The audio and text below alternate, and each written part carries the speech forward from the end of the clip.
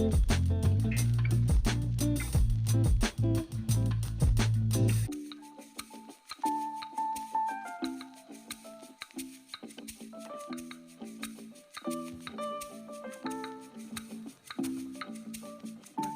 Welcome, everyone, to Goleta City Council of June 3rd, 2025. If you all rise and join me in the Pledge of Allegiance. Ready, begin.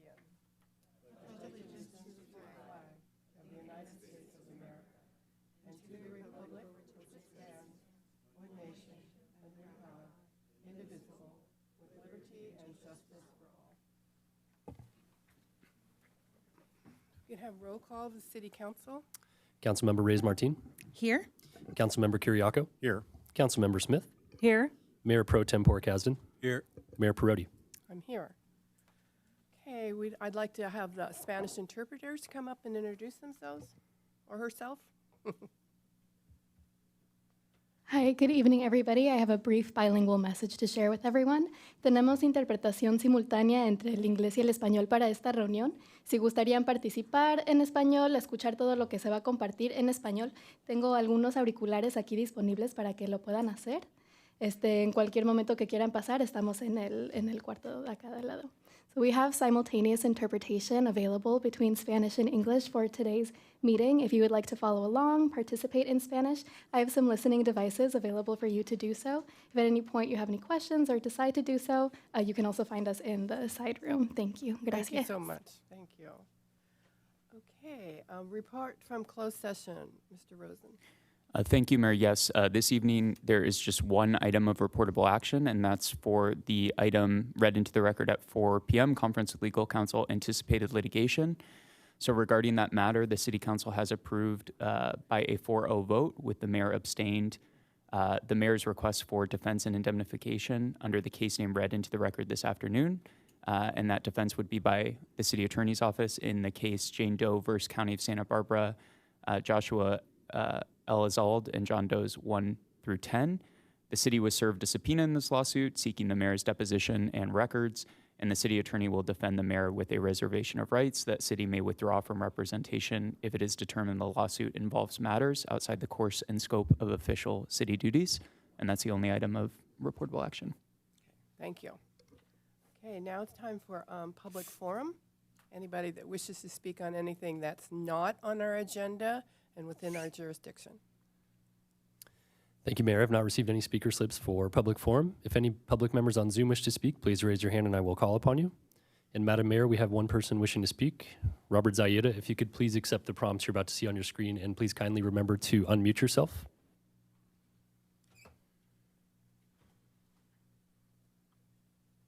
Thank you. Welcome back, Mayor. Good to see you. Thank you.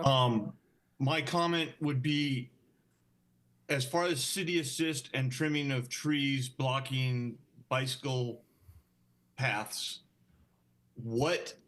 how far does the city trim back onto somebody's property, or do they just stop at the curb? And I'm concerned with the Kenwood property. Thankfully, since the last meeting, they have mowed down a perimeter safe defense area. So thank you to the Kenwood property owner for that. But the trees are overhanging halfway into the bicycle path, and it is very dangerous along Kyrell, as we all know. So even as somebody that walks it, you're walking almost into traffic along parts of that property. And I'm just concerned if I call it into city assist, will they only trim to the curb? And so next month when it starts growing, it's still, or will they cut back 4 feet and give it a good walking area off of the bicycle path? Thank you. Thank you. Madam Mayor, I'd like to just respond briefly. I saw you reach over. I would encourage the speaker to use City Assist. We want to encourage everyone to use City Assist. So with City Assist, sometimes there is follow-ups, and the system does allow there to be follow-ups before a work task is closed. So I don't know the specific answer to the question, but we heard it here. Yes. I still would encourage the speaker to use City Assist, but so noted, and we'll make sure we pass that along. The section of Kyrell, I assume that's the Class 2 bike lane, I'll go look at it myself, but I assume it's that section kind of westerly of Stork, I'm gathering. So noted. Okay, thank you. Do we have any other speakers? Thank you, Madam Mayor. I have no members of the public wishing to speak on Zoom. Okay, then we'll close public forum at this time and go to city manager for amendments or adjustments to our agenda. Madam Mayor, and welcome back. It's good to see you. Good to be here. No amendments or adjustments, but I can go into city manager's report if you like. Okay, yes, please. And there is a bulleted point item, which I'll get to in a second, but I have two announcements first of events coming up this week and next week. So first, our second Meet Me in Old Town is this week. We want to remind everyone this Thursday, June 5th, our second Meet Me in Old Town block party from 5 o'clock to 8 o'clock p.m. It's in front of the Goleta Community Center in the front yard area there. There'll be live music, games, activities for children, food trucks, local vendors, etc. So we encourage all to come to the second Meet Me in Old Town event. And then related to an item that's on the agenda tonight, want to remind the public that the following week there will be two community meetings or presentations on the updated wildfire hazard zones and Goleta's risk and readiness plan. So these presentations will also be at the Goleta Community Center. One is on Monday, June 9th next week from 6:30 p.m. to 7:30 p.m. And then on Wednesday, the following Wednesday, June 11th from 12 p.m. to 1 p.m. There's information on our website. And as I mentioned, we do have an item on the agenda tonight where we have welcomed some county folks from County OEM, Fire and Sheriff to talk about evacuation plans. So it is related. So if anyone watching tonight, something piques their interest, we would encourage you to come to these community events. And with that, the other item, I see Deborah Williams here in the audience. So donation of Monarch Glass Butterfly. I'm going to turn it over to you, Mayor, on this one, but hopefully people have seen it on the front of the building, but I'll turn it over to you for this item. It's gorgeous, and we appreciate it, your generosity. And when Deborah Williams called me, or emailed me, I can't remember, and she said, I have a butterfly. And it's stained glass, and it's beautiful, and I'd like to donate it to the city. And so we didn't know what kind of butterfly or how big or what it was. We were so excited. So when she brought it in to show us, Jaime Valdez and I were privileged to get to see the first peek, and beautiful. And she gave us a story about, she wanted to name it Rosalind, not Rosalind, Rosalind, after Rosalind Carter. And she'll tell a story about that. But as a council, we just thank you for your generosity. And she's beautiful. If you haven't seen her, she's on the wall, kind of by the City of Goleta sign. It's as you pull in. She's very. Oh, there she is. Perfect location. So yes, please come up and share a few words with us. Thank you so much, Mayor, City Council members. Monarch butterflies inspire us and bring us together. Their breathtaking beauty and their epic migrations unite us with awe and joy. They are such an important part of the City of Goleta's identity and our critical role in their protection. For many years, I had the tremendous fortune of spending time with President Jimmy Carter and Rosalind Carter. In addition to mental health and social justice, one of Rosalind's greatest passions was protecting and celebrating monarch butterflies. She advocated for them and helped support them, and she also was responsible for gardens and parks for them. Also, President Carter painted them. Last year, I had the opportunity to travel to Plains, Georgia with my husband and visit the Rosalind Carter Butterfly Trail and the Rosalind Smith Carter Childhood Garden. The garden features a magnificent installation of radiant monarch glass butterflies called Dancing Monarchs, created by the noted artist Peter Hazel to commemorate Mrs. Carter's 95th birthday. Once I found out that you could buy one of the butterflies, I jumped at the chance, wanting to share its beauty and meaning with the city I love, Goleta. When I very carefully, with my husband's help, brought the butterfly down to City Hall to donate it, Mr. Valdez and the mayor asked me if I had a name for it. Without hesitation, I said, I certainly did. Rosalind. Rosalind has landed with grace and beauty on the front of City Hall. May she forever bring delight and inspiration to all of us. Thank you. Thank you. Any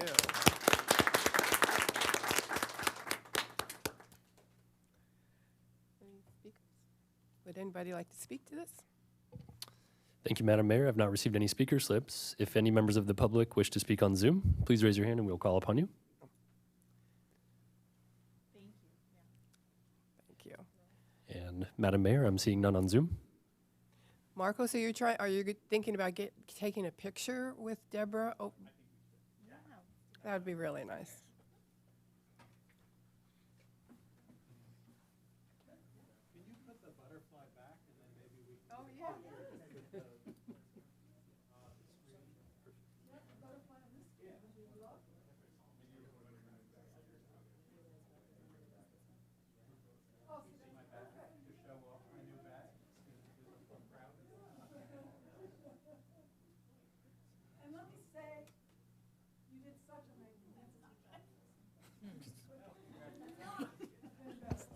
Well, I will just remind Deborah that it did sit in Jaime's office for a few months.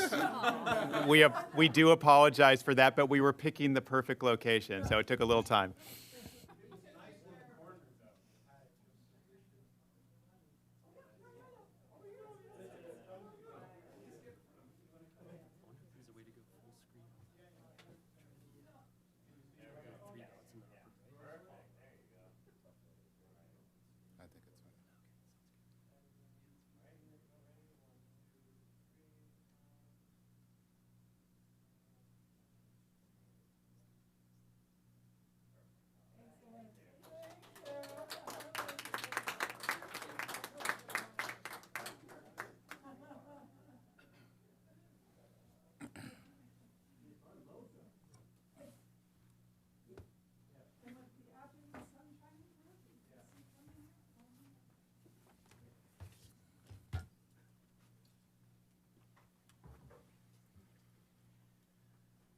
Okay, before we move on to consent calendar, I have a few words I'd like to say. I'd like to thank, as many of you know, I've been away, I was ill, and I just want to take this opportunity to thank Mayor Pro Tem for his outstanding job at running meetings. You did great. And I want to thank my colleagues, Councilmember Smith, Councilmember Luz Reyes-Martin, Councilmember Carriaco. They went to many events for me and did regional meetings and they did a great job of helping me out when I was out. I'm well now. I want to also thank, there was a beautiful mystery bouquet put at my front door with beautiful card. Thank the mystery person. And also thank staff for their well wishes. So thank you. It's good to be back. That's all I can say. Thank you. Okay, consent calendar. Yes, that is item A1, approval of the City Council meeting minutes of May 20th, 2025. A2, fiscal year 2024-25 third quarter financial review. A3, acceptance of the March 2025 investment transaction report. A4, annual review and adoption of city's investment policy. A5, Housing Trust Fund of Santa Barbara County, amendment to grant agreement financial support for fiscal years 2025-26 and 2026-27. A6, Housing Authority of the County of Santa Barbara Amendment Number 9, Affordable Housing Monitoring Services for fiscal years 2025-26 and 2026-2027. A7, Development of new parks and recreation policies and guidelines. A8, Public Works Professional Services and General Services Agreements and amendments with Rich and Famous, Inc., DBA Big Green Cleaning Company, Enviroscaping, Inc., and Regents of the University of California. A9, award general services contracts for landscape maintenance services for city facilities and city median islands to Enviroscaping, Inc. A10, amendment number 1 to utility agreement 05-UT-1813.361 with the Goleta Water District for the Eckwell Street and Fowler Road Extensions Project. A11, award of design agreement for the Goleta Community Center Skylight Replacement Project. A12, Administrative Correction for Energy Performance Reach Code Ordinance, and A13, Resolution adopting a list of projects for fiscal year 2025 to 2026, funded by Senate Bill 1, the Road Repair and Accountability Act. Council wish to pull any item from consent?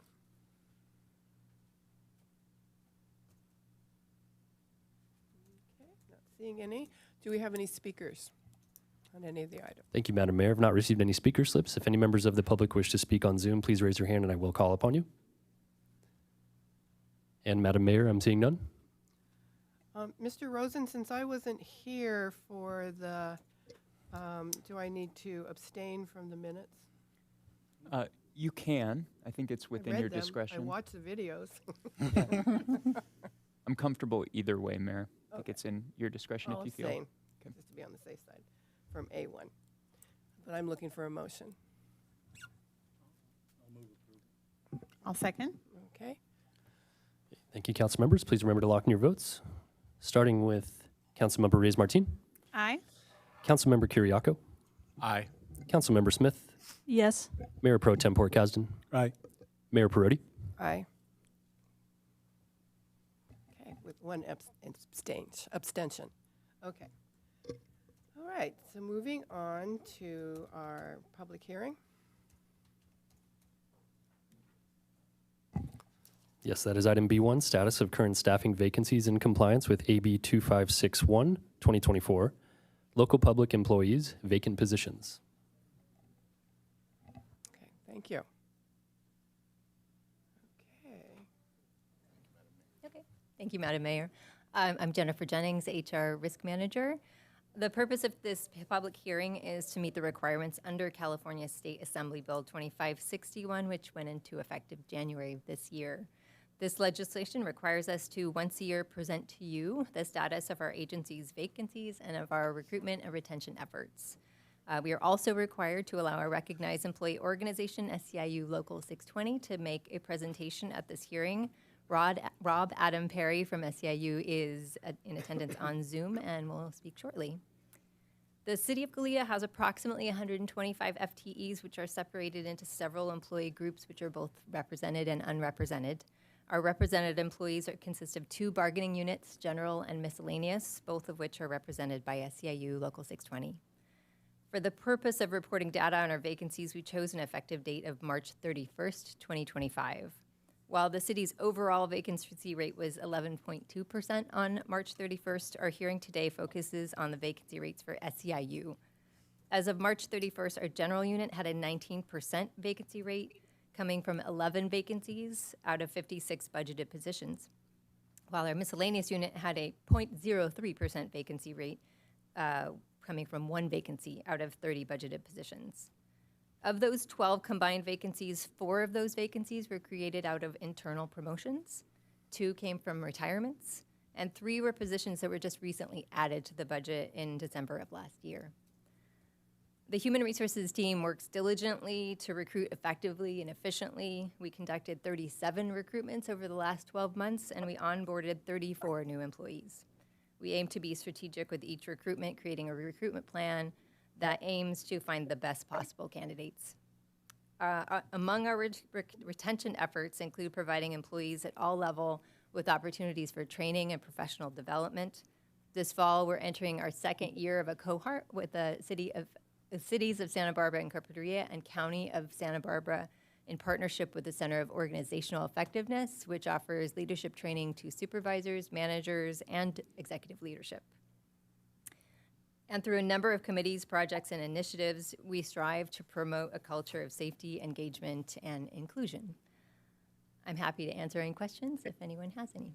I forgot to mention that this is the public hearing, so we had staff presentation, and I will now open the public hearing and entertain questions from council. Do we have any questions? Okay, do we have any questions from the public? Hello, my name's Rob from SEIU. Is this my time to speak? Yeah, I don't think we have any speakers, do we? No. Oh, Correct, okay. correct, Madam Mayor. Yes, please do. Yeah, I'm trying to be polite. Yep. Okay, so dear Mayor, City Manager, and board members, my name is Rob Adam Perry, and I serve as the labor representative for SEIU Local 620. It is my privilege to represent many of your employees across several departments. SEIU Local 620 collectively represents approximately 2,500 employees at 31 public sector agencies within San Luis Obispo and Santa Barbara County, spanning from San Miguel to Carpinteria, which includes cities, a county, a school district, and several other special districts. This inaugural vacancy hearing follows the passage of Assembly Bill 2561. SEIU would like to acknowledge and commend the city for its commitment to public sector employment and its ongoing efforts to maintain a low vacancy rate, both within our bargaining unit and across the city as a whole. Public sector workers are the foundation of our communities, performing essential work that our neighbors rely on every single day. Assembly Bill 2561 seeks to address the growing concerns surrounding long-standing vacancy policies in the public sector within our state. This is not the case at the city of Goleta, as it is clear that the city, under your leadership, has exceeded the goals set by this bill, having a low vacancy rate. The city and SEIU has developed a strong and collaborative relationship, especially with human resources. We have open communication and ongoing dialogue about solving issues at the lowest level possible. By the way, several times today, Jennifer and I were in communication. We look forward to completing our current projects in the hope of keeping the city competitive in wages and benefits. I want to acknowledge our members who are your employees with their outstanding work ethic, commitment to the city, and for a job well done. Thank you for your effort. Thank you to the board members for your time, commitment, and leadership. We look forward to continued success with the city of Goleta. Thank you for hearing my words. Thank you, Mr. Perry. Thank you very much. Yeah. Do we have any questions for Mr. Perry? No questions. No. Sorry. No questions. Okay. We're doing good. Okay, thank you. Okay, then I will close the public hearing. Well, we'll go into deliberation. Or would there like to be a motion? And if there's a motion, I'll close the public hearing. Oh, yes. I just wanted to comment, I guess as the newest council member, it's wonderful to receive this report and to also hear from Mr. Perry in the ongoing a good relationship. I'm glad to hear that. And also want to commend the city staff on, providing training opportunities for management and leadership because I think, years ago, those opportunities weren't always there. And it's, so often experts may become a supervisor or manager, but may not have fully developed those management or other leadership skills. So I think it's really important to provide that training and support to employees as their career progresses. So thank you for that. I'm happy to, I'm trying to think of what's our action item here. Is there a motion needed? Yes? Mayor and council members, we are conducting the public hearing, so I don't know that we need a formal action item on it. Formal motion. Okay. Just comments. Okay. All right. Then I think we're good. Okay. Then I will close the public hearing and thank you. Thank you for your report. Okay. Moving on. C1. Yes, that is item C1, Genesis Evacuation Software Mapping Presentation and Memorandum of Agreement with the County of Santa Barbara Office of Emergency Management.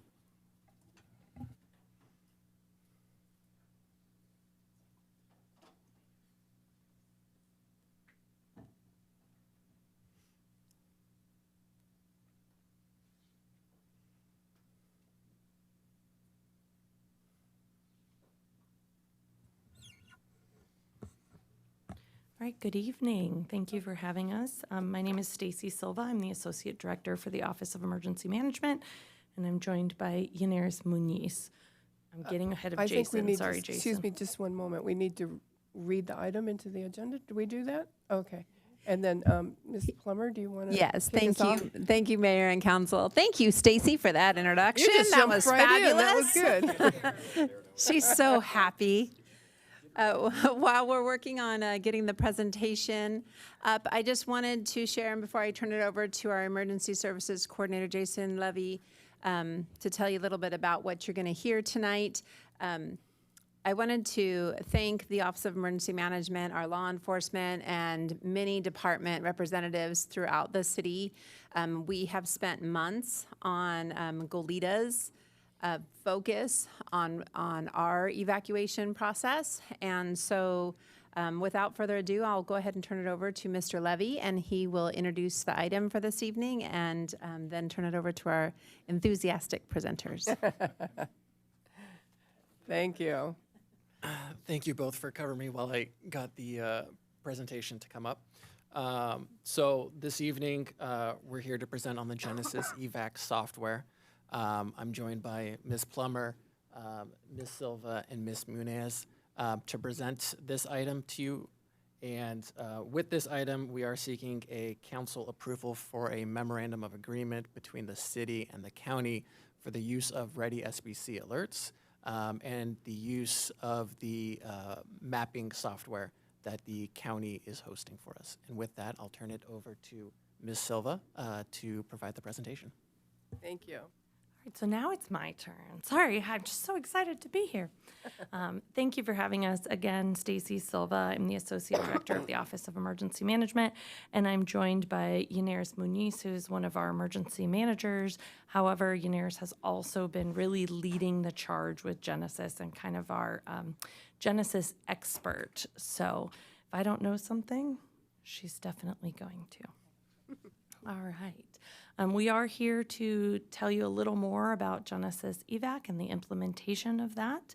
And so, Jason, with that, if you could turn to the next slide. Thank you. So what is Genesis EVAC? First of all, I'd like to start with the why. Why Genesis EVAC? Over the years, we struggle getting the public map up and ready. It requires GIS technical support. So sometimes it is delayed in being able to get that to a public-facing point. And when we are developing ad hoc protective action zones, typically going from one street to another street and making a box within the system in real time, and we're trying to describe those boundaries, it does take away from our ability to publish those alerts really quickly, fairly automatic. And then, of course, relaying that zone information can get convoluted and confusing to members of our community who may not be familiar with the boundaries of their neighborhoods. So, Genesis EVAC is an internal platform for our first responders and our emergency managers. It also includes a public-facing map that is very easy to use and navigate for members of our community. It is available via web browser as well as a mobile app. And what it is pre-identified emergency zones for the city of Goleta as well as all of Santa Barbara County. So this map-based solution is going to assist us in the rapid cross-agency all hazards emergency coordination, decision-making, and public information mapping. We need it for that enhanced communication and coordination, as I touched on a little before. With rapid onset events, sometimes the map getting published can be an hour or two behind our initial notification to the community.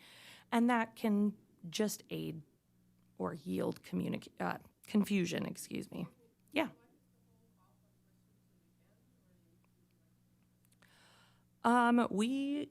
Let's hold off on questions till the end. I think that might be the most beneficial. Maybe we'll answer some of those through the process if that's okay. Yeah. However, Genesis EVAC and the Genesis Protect, which is the public facing, is not the emergency alert system. Everbridge is the bedrock of our alert and warning program. It houses all of our alerting methods, and Genesis EVAC is going to be a coordination, decision support, and public information tool. It will enhance our ability to work across agencies as a single source of information, making our decisions faster and getting the information out to the public via a map with a quicker turnaround. So it will serve as the single source of truth for all of our public safety agencies. Next slide. And you can see by this project timeline that this has been a long time coming. We have been working on this effort for over 2 years now, including meeting with each of our city partners to identify the zones and specific areas within each of their jurisdictions. Additionally, we had to go through processes of developing policies and standard operating procedures for all of the agencies that would be utilizing this platform. And then we also had to make sure that everyone in our law and fire, as well as emergency management, and other representatives from within our city jurisdictions had received training. And we went through a drill last week as well to ensure that the system was capable and everybody felt really comfortable on it. And we had a universal understanding of what this system is designed for and how it will work to enhance our ability to communicate with the public. Next slide, please. So this is going into the internal Genesis evacuation platform. This is where our field responders and our EOC staff will be able to work internally as they're making decisions and view data that's going to support them in those decisions that they're making. Within this internal site, there are 28 established zones for the city of Goleta, and those are identified as GOL dash the numerical value assigned to those. County-wide, we have 535 zones that have been established. Each zone has internal information appropriate to it. So it includes population statistics that are both daytime and nighttime population of the area.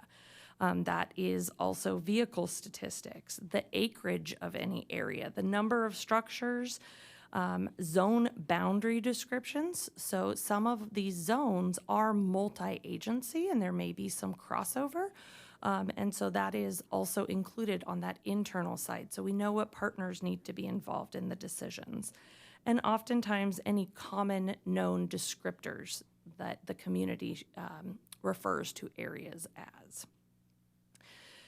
There are 3 letters for each city, and then the non-repeating numerical value attached to those. We did strategically skip numbers, which will allow for permanent zone splits or the addition of zones if we have future housing developments that pop up, we have population shifts that occur, or we have any type of challenge with ingress or egress that prevents an area from being a larger zone. In addition, on the internal side, there are special considerations for critical evacuation facilities and population sites, things like daycare centers, schools, hospitals, assisted living facilities, etc. There are also pre-identified human and animal shelters sites that have agreements in place that can be activated, and pre-identified temporary evacuation points. So again, we're speaking to the internal side so that as our law and our fire partners are making decisions and they're looking at any given zone, they'll be able to identify what other hazards may be in place for those zones.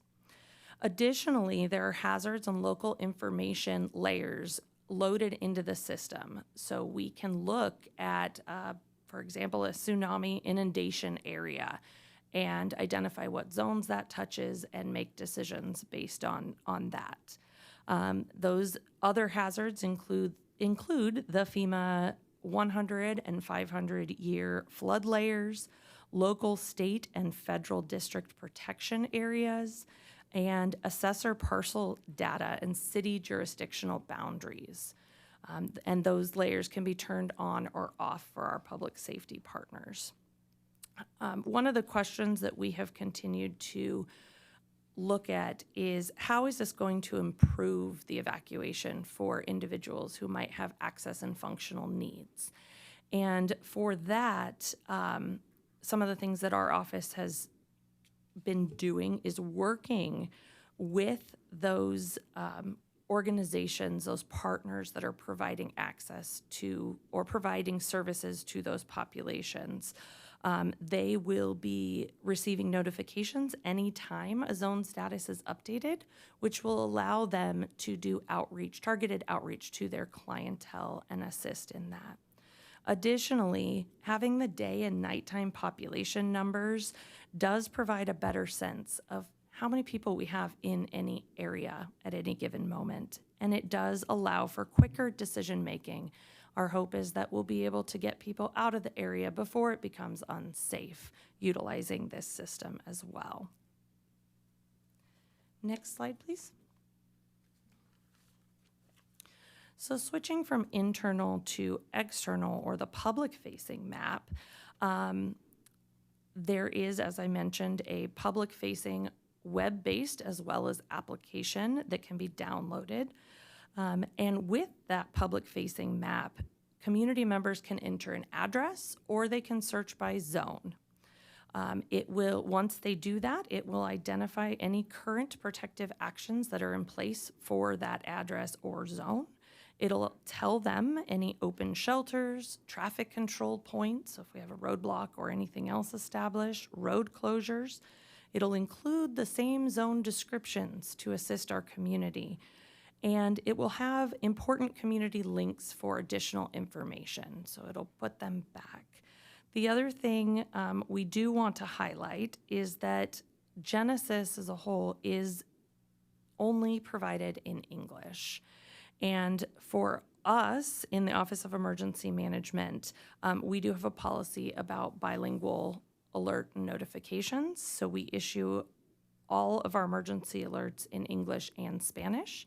And in accordance with AB 1638, which requires emergency alerts to be multilingual based on the community population, our procedure will be to add that Spanish translation to the reason box of the system. So this is an area where we can go in manually and enter that, and that will be how we will ensure that there is a bilingual message available on the Genesis site.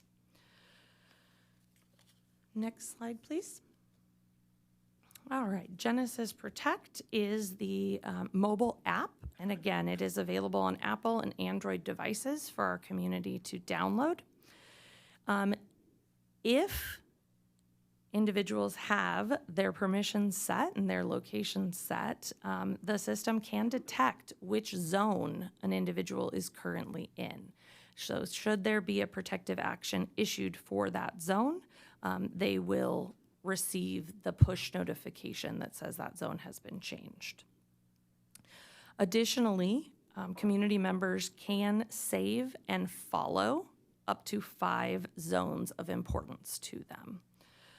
This will help with the ease of use both for us internally as well as public-facing entities, and it does significantly enhance our capabilities of communicating with the public, whether they are at home or out in the community.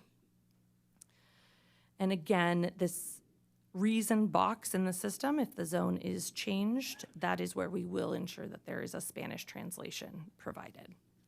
Next slide, please. All right, so in the Office of Emergency Management and for our emergency alerting, we have a lot of various tools in our toolbox that we utilize. On the left, you'll see some of our traditional alerting tools and methods, those field notifications, going door to door to tell people to evacuate, the wireless emergency alerts, which are directed to cell phone, kind of that large or loud audible noise you get. We have our Ready SBC alerts, and we have 3 different tiers of notifications for that. We have our emergency alert system, which is the ticker that goes across the television or broadcasts on the radio. We also have Nixle, Within Goleta, there is the Goleta notification system. And Genesis fits more under those public information tools. So it's there on the right side with our social media, our website, traditional media, our AM radio stations for the North and Mid-County that have been launched already. When we establish our county call center and 211, it's another resource for our community. So the Genesis app-based notifications function similar to other apps, mobile apps and social media, push notifications. So it is another tool in our toolbox. Again, it doesn't replace any of our other tools, and all of our other tools will continue to be used alongside of Genesis to enhance our community awareness and communication. Next slide, please. All right, so as we look at our alerting best practices when we are considering Genesis, the zone name and number are not going to be utilized in our alert messages. If people do not know their zone, and again, there's 535 of them, that can add to the confusion. Am I in that zone or not in that zone? So we will continue with the boundaries and geographic descriptions as we always have. However, the Genesis map will be available on readysbc.org 24/7, 365 days out of the year. So it's not going to require us to then upload a new map. And why aren't we going to use the zones in our alerting? First of all, our accessibility. Not everybody has a cell phone or mobile device where they'd be able to access that. So they may not know their zone. Additionally, we do have a lot of visitors that are coming in and out of our area, and they may not be familiar. We also don't want the community to have to remember zone numbers. There's enough things for us to remember as it is. We also want to ensure that we are providing for anybody with low technical literacy, anybody that might be suffering an internet or connectivity outage. At times, we may need to split a zone. And if I know the zone but don't know if I'm in A or B, that can add to that confusion as well. So really considering, this decision was made considering that whole community and what's going to be best for our entire population. Next slide. All right, so our emergency protective actions are probably fairly familiar to many of you, but they are up on the slide. These are 3 of the most common that we utilize, so shelter in place, evacuation warning, and evacuation order. In addition to these 3 that you see up here, we will also be able to utilize what is known as the advisory function within the Genesis system. So this will be for low urgency events, cautionary situations, and other protective actions that do not fall into one of these 3 categories. And so evacuation warning, you feel unsafe, you need extra time to evacuate. Those with access and functional needs, we're asking them to leave early. Those with large animals, get out of the area as soon as that evacuation warning comes in. Evacuation order, of course, is do not hesitate. Leave now. There is a significant threat. The advisory piece will be used on a case-by-case basis to limit alerting fatigue, public fatigue, and opt-outs. We don't want people to unsubscribe because we're continuously notifying them. But things that may fall under that advisory that we've discussed are things such as a boil water notice for an area, severe weather events, hot and cold. We're seeing an increase in those temperatures. Law enforcement activity within a smaller area when they're asking the public to stay away. Post-incident restrictions after a disaster when things have reopened. And of course, complex or high-risk special events. And when we're thinking of like Deltopia and others. We are not looking to use this advisory function for routine closures such as a parade or a community street fair. Next slide, please. All right, and so on the screen, you see our activation workflow. This is the workflow that has been proposed for our county and contract cities to utilize, and helps us to ensure that the information flow follows a standardized process. So the threat is detected and a decision is made in the field to issue a protective action. The field can use Genesis to request alerts and request a map be activated, a public-facing map. The Genesis system they have the capability of actually kind of drafting what they're looking at from the field and then pushing it to us to officially activate that map. From there, we will be activating that public-facing map, the one that is available 24/7 on readysbc.org. And that activation could be done by field responders in the event of a quick onset event, can be done by Sheriff's Dispatch, or it will be done by the Office of Emergency Management Duty Officer. The Sheriff's Dispatch or Office of Emergency Management will send the notification alerts appropriate for the incident, and then the public will receive those alerts and be directed to readysbc.org for access to the map.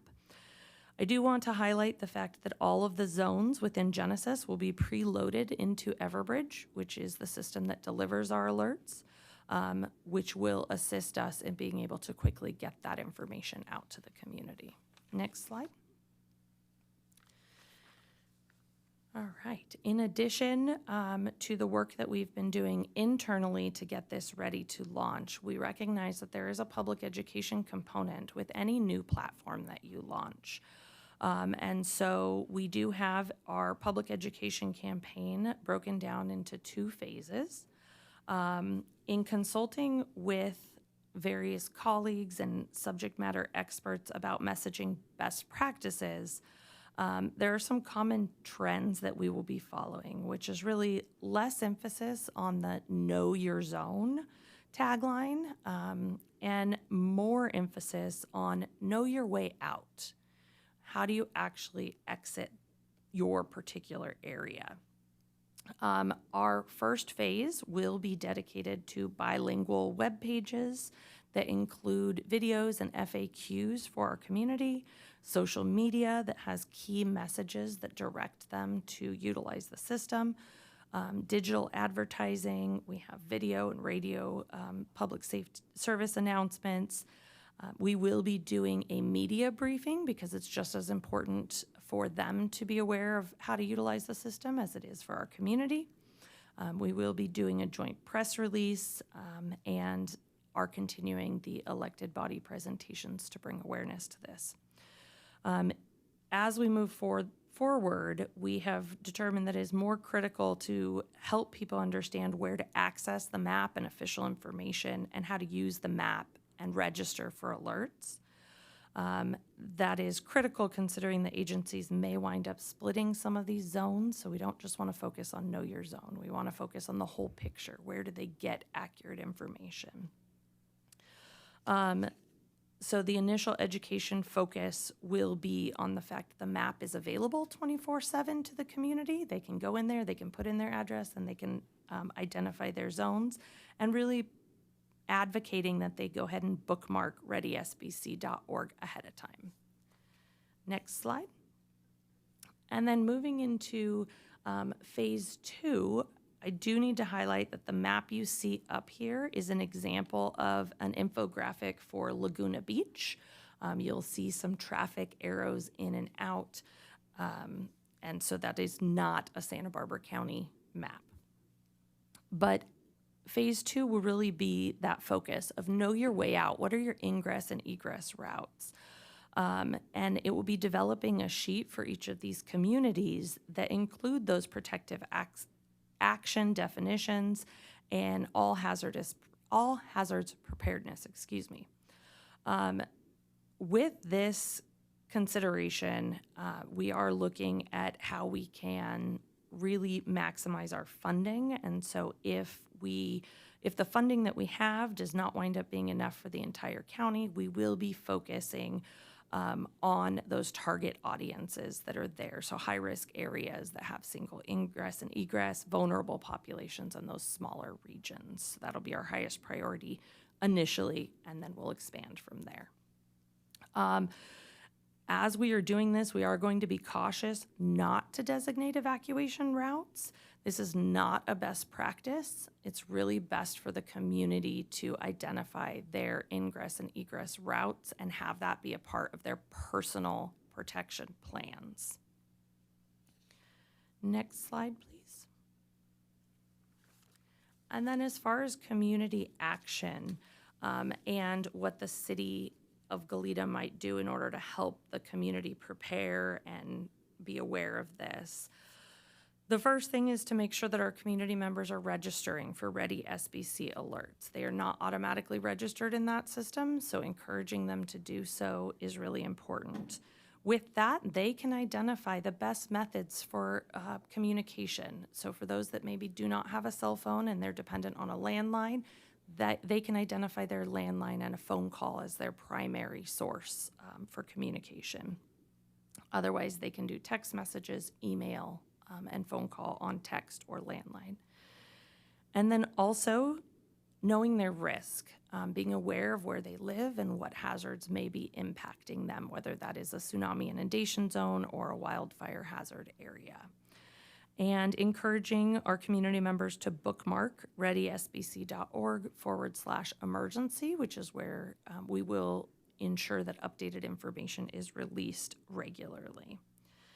Additionally, on the city side, helping us to promote those registrations for Ready SBC alerts, encouraging personal preparedness, including the identification of knowing your way out, and encouraging individuals and neighborhoods to get prepared, and then assisting with any of the education of the community as far as awareness and sharing the MAP resources to them.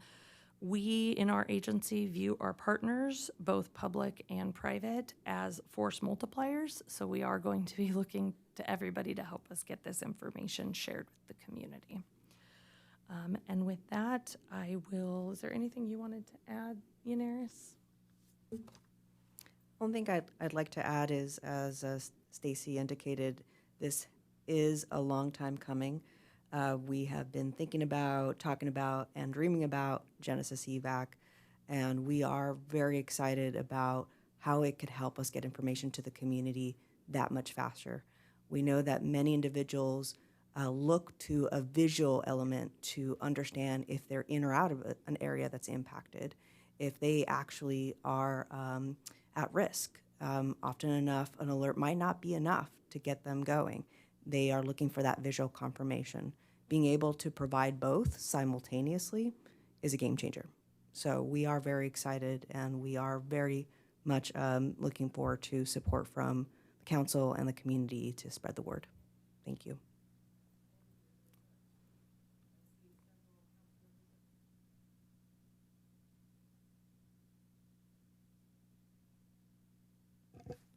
Oh, okay. Sorry.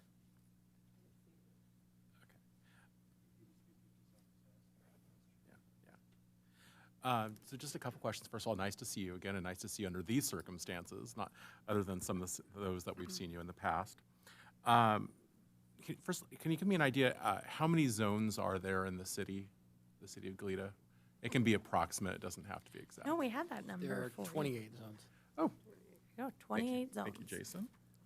And so you mentioned that some of these zones are multi-agency. So what are the criteria for how they're selected? And one of the reasons why I'm asking is sometimes things are referred to as Goleta that are not Goleta. Holiday Hill is a neighborhood that people think of as Goleta, but it's not. So I'm just trying to get a sense when you talk about geography and landmarks, how is Goleta kind of referenced there?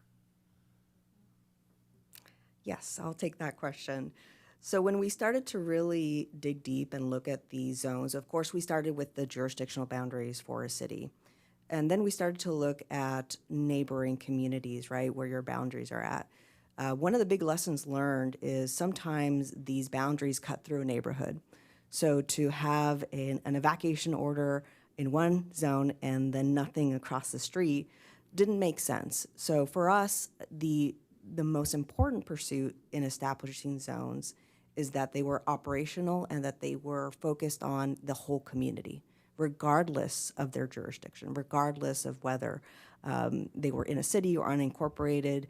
We definitely knew from the get-go that would be a consideration, and sure enough, we identified at least 36 zones across the county that needed that special touch, that multi-jurisdictional approach. And when it came time for that, we didn't just do it, in one fell swoop. We coordinated and we talked to that other jurisdiction or that other agency to make sure they were on the same page and that we understood if there needed to be a coordination element. So for example, each zone has something called special considerations.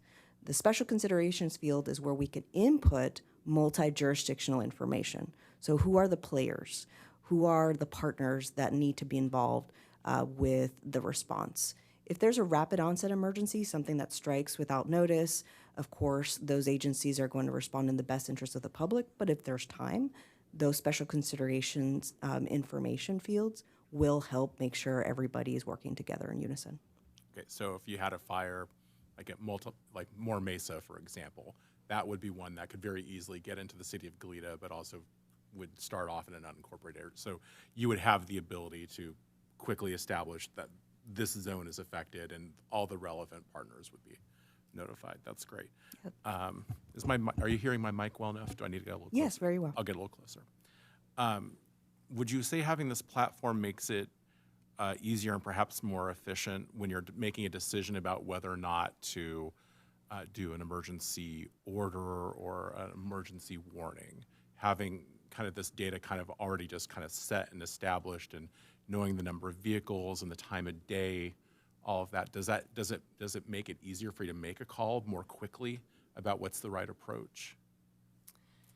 I do believe it does. We defer to the sheriff's department to make those emergency decisions, those protective action decisions. However, with this system, they will have at their fingertips geographic information about each of the zones. So the population, depending on what time of day it is, they'll have how many schools are in there. And so I do think that it does make it easier and enhances their decision-making capabilities. Okay. And then you were very... Sorry, Yuneris was going to add to that. Go ahead.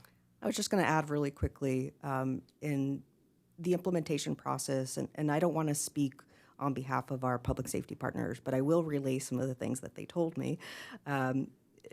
The old school way of making decisions is to pull out a map and roll it out on the hood of your car, and then start making decisions based on what you know about what's happening, right? And sometimes you go big and then you have to scale down. The fact that our field responders will have one single source of truth and they will have decision support data at their fingertips, they can make data-informed decisions. And they're all working off of the same platform. And that's the other element that excites us, is that all cities and all jurisdictions are going to be using this platform, including the 8 cities, Vandenberg Space Force Base, UC Santa Barbara. We even got Lompoc Penitentiary. We got everybody to be on the same page because they recognize what's at stake when we're not working together from one platform. That sounds great. It sounds like it was probably a lot of work, too. Yeah, just one or two more questions. So the presentation, it was very clear this is not an emergency alert system, but you also talk about the app and notifications. So I'm just kind of curious, what are some examples of useful notifications that people that download the app might find useful that are not emergency alerts? Great, thank you for clarifying that too, because that's been a big challenge, right? So what the app does is it allows them to receive the push notification that any zone, especially if they have their location feature enabled, is transition to a protective action. So they're going to get that push notification that says evacuation warning, evacuation order. Additionally, right there at their fingertips, they're going to have access to where's the shelter location for this. And they're going to be able to see that on the map, click on those icons and get additional information. They'll be able to see any road closures. That's all going to be available through the app at their fingertips moving forward versus having to send them to the website and then to a map. So that is really beneficial. It does not, if they do not have notifications enabled or they have their location service off, the app is not going to work the way that it was intended for that. Thus, it does not replace our emergency notifications and alert system. Got a few more questions, but I'm going to defer for now and see if other folks have questions. Councilmember Reyes-Martin. Thank you, and thank you all for being here. This is really exciting. I think more public information is good, and I'm glad to see the use of really sophisticated tools to just enhance that for the community. I wanted to say I appreciate you mentioning that even though the tool is only in English, the ways that we can all ensure that that information is still provided in Spanish to the community, because I know that's really important. I did have just a couple questions. I don't know if you mentioned this in your presentation, but are there some examples of other counties or jurisdictions that either have been using Genesis or are about to use Genesis? Yes, so a couple things to note is that we actually developed a request for proposal, or RFP, to be able to procure an emergency mapping system. So in that process, we did our research. We started really to look out there, what are the solutions?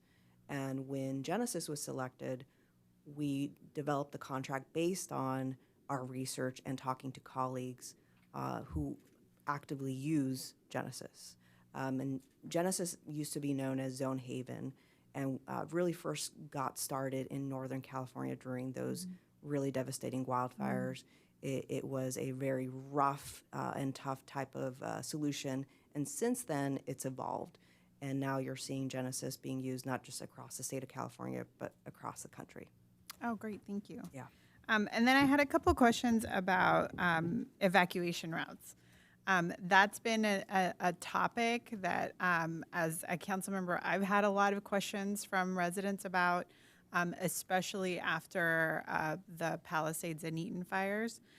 So I thought I heard you say that there are reasons why you wouldn't so I just would like you to expand on that a little bit. Not, I don't know if you said that you just wouldn't pre-publish evacuation routes, and there might be really good reasons for that I'd love to hear. But I do want you to know that's kind of one of the number one questions that I get from residents is if there's and I'm talking about an example of like a really dynamic incident, probably a wildfire where it's happening really quickly. Their expectation is that government will have pre-identified like what to do, how to get out, what the route is. So I'm sure you've heard that, and I wanted to convey that and maybe hear a little bit more about the thinking around that. Thank you for that great question. It is a question that has been coming up a lot, especially since the devastating fires down south. And there are reasons for that. Number one, it should be a matter of personal preparedness. They know their neighborhood and their community best. The ingress and egress routes that they are able to get out of. So we want to encourage and really enable our community to take responsibility for that evacuation. One of the biggest challenges with any pre-identified or identification of evacuation routes in blue skies is that if those routes are closed or if there is any issue, it may become a liability on the entity that has said, take this road. And so we want to avoid that to the best of our ability. That being said, part of Genesis as a whole and the mapping tool, it does tap into ways and traffic patterns. So it does give not just the field, but those of us sitting in an emergency operations center, the knowledge of when things might be slowing down, and will allow us to then collaborate with our public safety partners to, do we need to open up a roadway going both, a single lane road going both directions? Do we need to, open up an on-ramp to go the opposite direction on a freeway to get people out of the area? And then we'll be able to actually coordinate that process during the incident versus pre-planning and pre-identification, which opens us up to challenges. Thank you, because one of the things I was going to ask too is if the system allows for taking into consideration either live traffic or construction, if you're aware of something like that, because that can really vary throughout the day, if it's a weekday or a weekend. I think, one of the things I've heard a lot from residents was especially watching the, local news reporting from the Palisades fire in particular in their kind of downtown corridor area. And so many residents, and of course, in a chaotic and traumatic, experience, not knowing what to do or where to go, abandoning vehicles, which then causes a whole other, issues. And in many cases, asking the reporters, do you know where I'm supposed to go? So, I'm sure you've all debriefed from a lot of that information. So I hope that a tool like this can give residents more information or more agency to think through, what to do in a situation like that. And I can imagine you're also taking into account the high volume of visitors that we have to the area also who will not have, a lot of information about where to go or what to do. So I wanted to share that as well. And I'll pause my questions for my colleagues for now, but thank you. Councilmember Smith? Thank you. One question I have is, I guess if you could speak more broadly, we have just, witnessed these devastating fires with the Eaton and Palisades fire. Can you provide a few examples of sort of how this system could enhance, sort of knowing the lessons learned that we observe from those communities? Are there examples of how this system will help community response? Yeah, thank you for that question. So when we were doing our research and really looking at the solutions out there, I think first it's important to note that getting a map out to the public before now has been incredibly arduous. It requires technical assistance, sometimes that isn't available. And being the administrator for the alerting software, I also know that that could take time to put together a message, draw a map, the actual boundaries that I want to geo-target my message. With our significant testing thus far of the Genesis EVAC system, we can get out a map which then will go out to the public, and the push notification will go out within minutes, right? So we know that, unfortunately, people often wait to hear from us to actually take action. So I think that's one of the core lessons learned, right, that we've seen not just from the LA wildfires, but any incident, is that people often don't take that necessary action until they either get that direct alert or notification or some sort of official communication. So that's what, to me, is the greatest power of this tool, is being able to do that rapidly and being able to do that without technical assistance. It's intended for first responders. It's intended for emergency managers. Got it. Thank you. And to the extent that this software does have the public-facing component, and I appreciate the disclosures about English only, have we heard anything from the software developer? Do we know if there's any plans to develop Spanish language, or is that something that as Santa Barbara County jurisdictions we could request? I'm smiling broadly because it's something I've been working on now for a few months. One of the things that I very strategically did was input into our contract the AB 1638 requirements around non-English language communications for emergency information. So they are aware that that impacts all of their customers for the state of California, and the importance of adding to their development roadmap the ability to do translation, whether that's a manual translation or, say, an AI translation, which is not perfect, but it's better than nothing. So they are aware. I continue to advocate. I actually sit on the State of California Alert and Warning Committee, and that's something I brought to them as well to make sure that there is advocacy from the state level to push the vendor in that direction. I think that's important. I mean, even separate from the state law, you know, we have state and federal civil rights rules that we're subject to. So I admit that I was surprised that the county would even consider something that didn't have that capability, but I think that advocacy is going to be very important. In terms of, I appreciated the question because I agree. My observation is a lot of people do not know what the city of Goleta limits are. So I think it's important to know that about our community. So it sounds like, I know much of this function is sort of an internal product. So if I'm assuming in many emergencies, both the internet, phones, and power are all down. So emergency responders will have their backup power available. But for the general public, they may need to utilize radio or other tools. Is that correct? Yes, absolutely. So one of the slides from today's presentation showed the tool box. And if you got something big and bad enough, you take out the toolbox and you dump out the tools.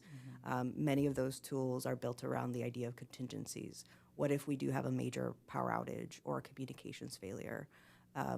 One of those tools that's a testament to that contingency planning is AM radio. We launched AM radio stations in Mid and North County, and we're currently in coordinating a letter of agreements with South County partners to be able to leverage existing infrastructure instead of making our own radio stations in the South County, so we can tap into those to get information out during emergencies. Oh, that's great to hear. I know that there's a lot of communities already relying on radio for general communications, so that's also good to hear. The other question I had is, you know, my observation, I mean, this is true in disasters generally, but particularly as it related to the deaths that came out of the Eaton and Palisades fires were disproportionately seniors and people with disabilities. And I continue to observe that there's usually a presumption that people can evacuate, but we know that there's people who can't. There's people who don't have vehicles. There's people who don't drive, or, you know, they may just happen upon a situation for whatever reason, or, you know, maybe they're temporarily in a situation where they can't evacuate. So I continue to wonder what we can do. I'm wondering if there's anything in this tool that enhances our knowledge about, certain things are more obvious, like a assisted living facility or other vulnerable entities, but it's harder to know, you know, where an individual might reside if they're still living on their own. I guess I'm wondering, is there anything in this system that helps us better understand maybe what percentage of that population might be, and then and if there's anything we need to do as a community to better think about those scenarios. I've often thought in my head, like, everybody in a neighborhood should have, you know, 6 neighbors and their contact information, but that's not a conversation that I'm hearing in emergency communications.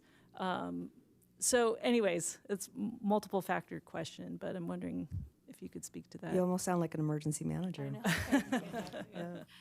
So I'll start and then I'll turn it over to Yanirys.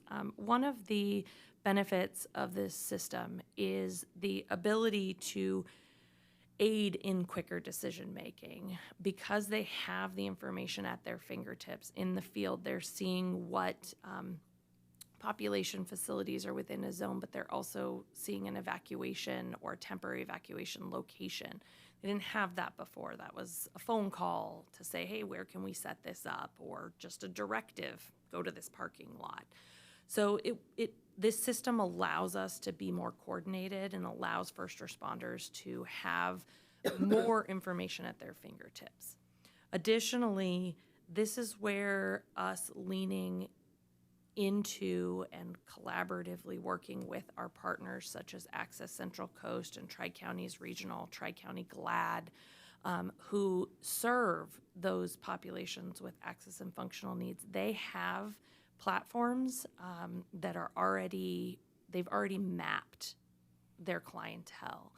And when they receive information, they take the evacuation information and overlay it, and then they make outreach to their clients to ensure that they are safely able to evacuate the area or to coordinate with our office or your Office of Emergency Management here, support to get those individuals out.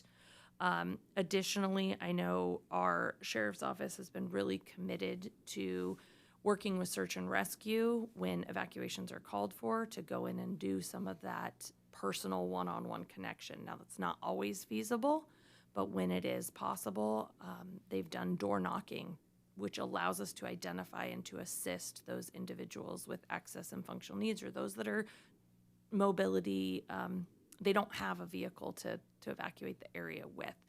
So those are some benefits to it that we're looking at and seeing and exploring. And with regards to our partners, the system allows us to notify once the field is saying, hey, we're leaning towards evacuation warnings for this area.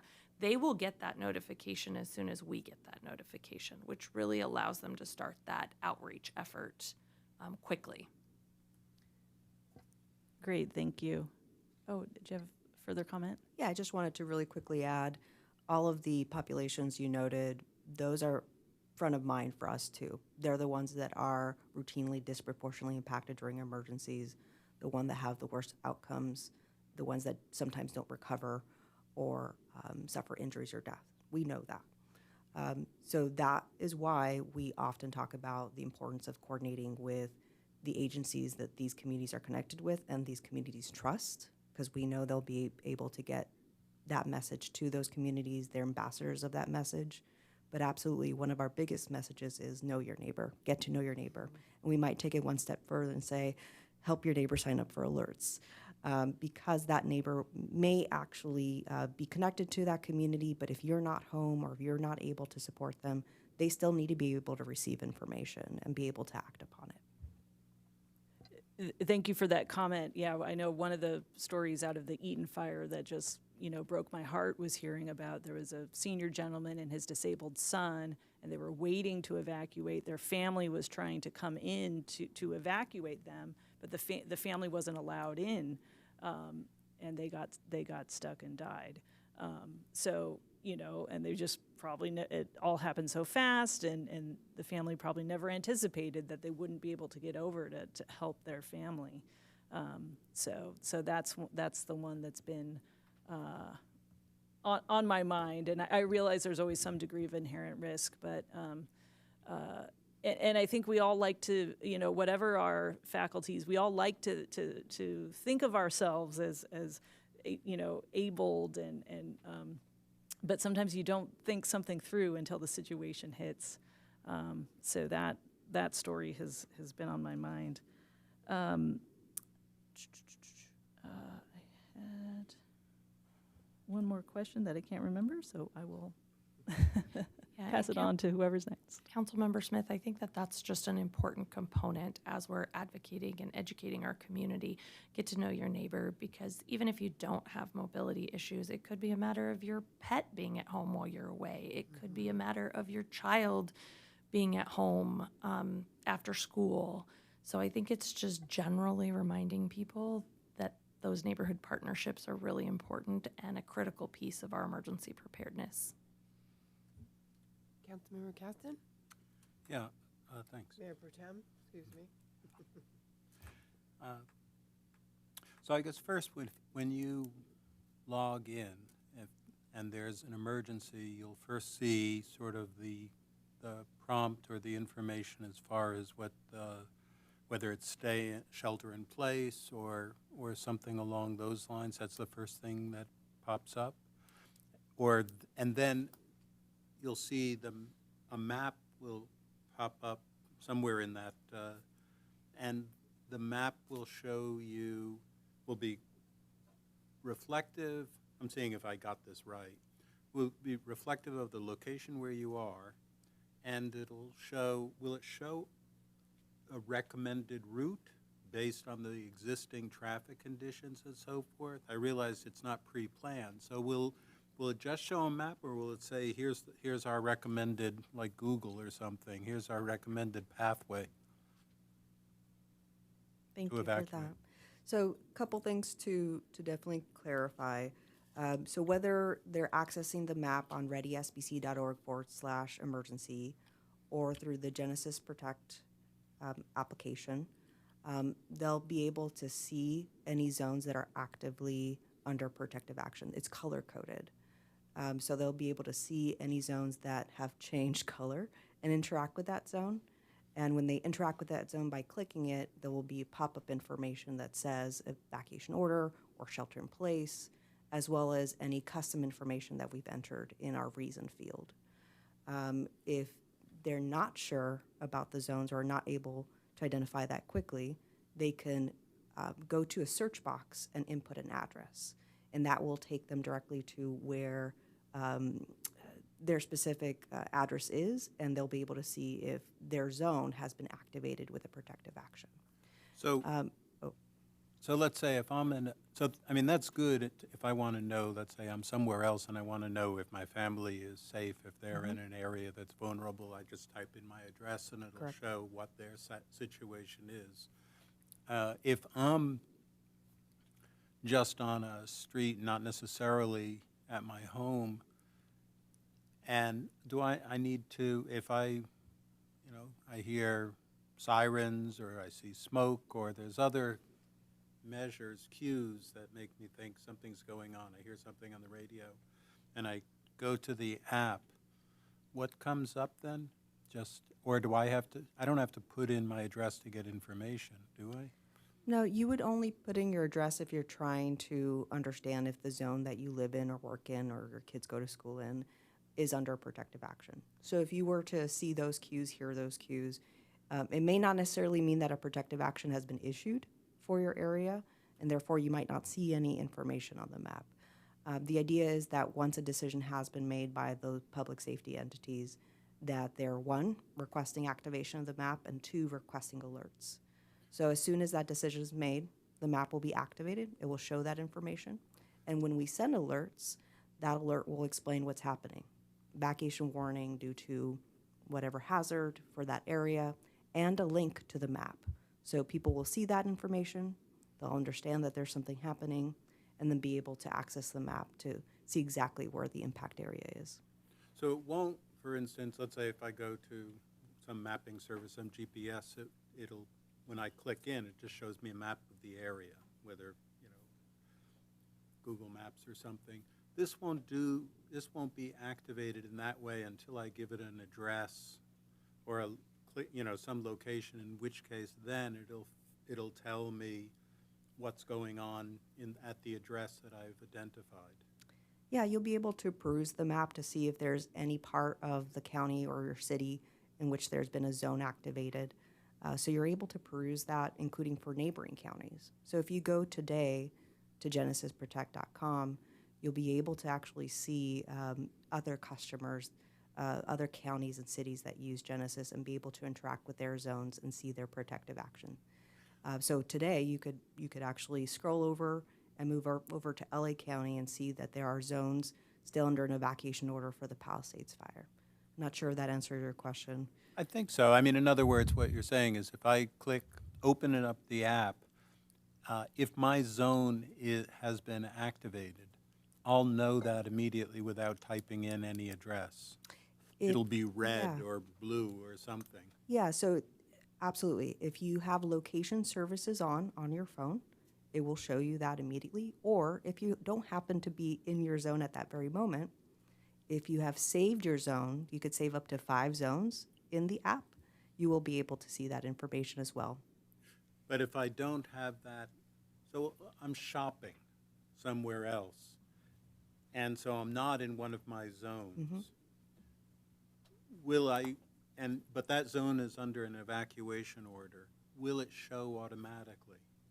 If you have downloaded the app, saved your zone as one of the zones you follow, and that zone is then placed under protective action, you'll get a push notification. But in other words, if I'm in, and if, I don't want to belabor this, That's okay. but in other words, if I'm outside of my zone, Correct. I'm shopping somewhere and it's not one of my 5, it will show me I'm in Yes. a protective? Yes. Yeah. Okay. As long as it's saved to your save zones, you can be anywhere in the world and be able to get a push notification. And if it's not one of my save zones, I won't get that information?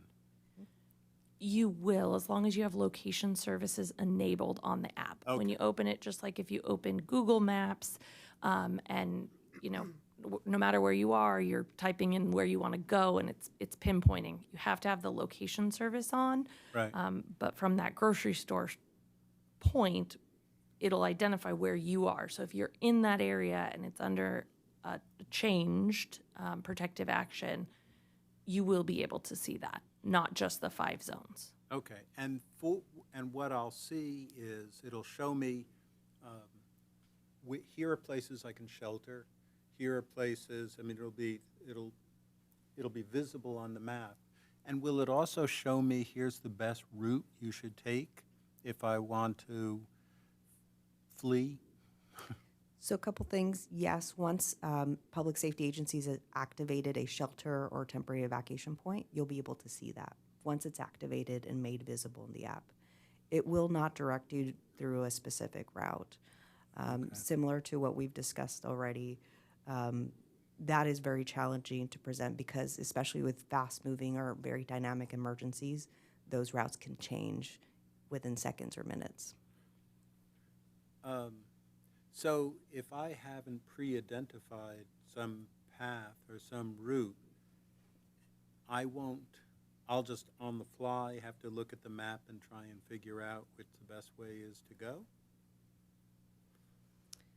So depending on the emergency, especially the direction that it's coming from, you would need to use the information that's available about the type of emergency. So is it a wildfire coming from the hills? Is it something related to the coast, say flooding or tsunami inundation?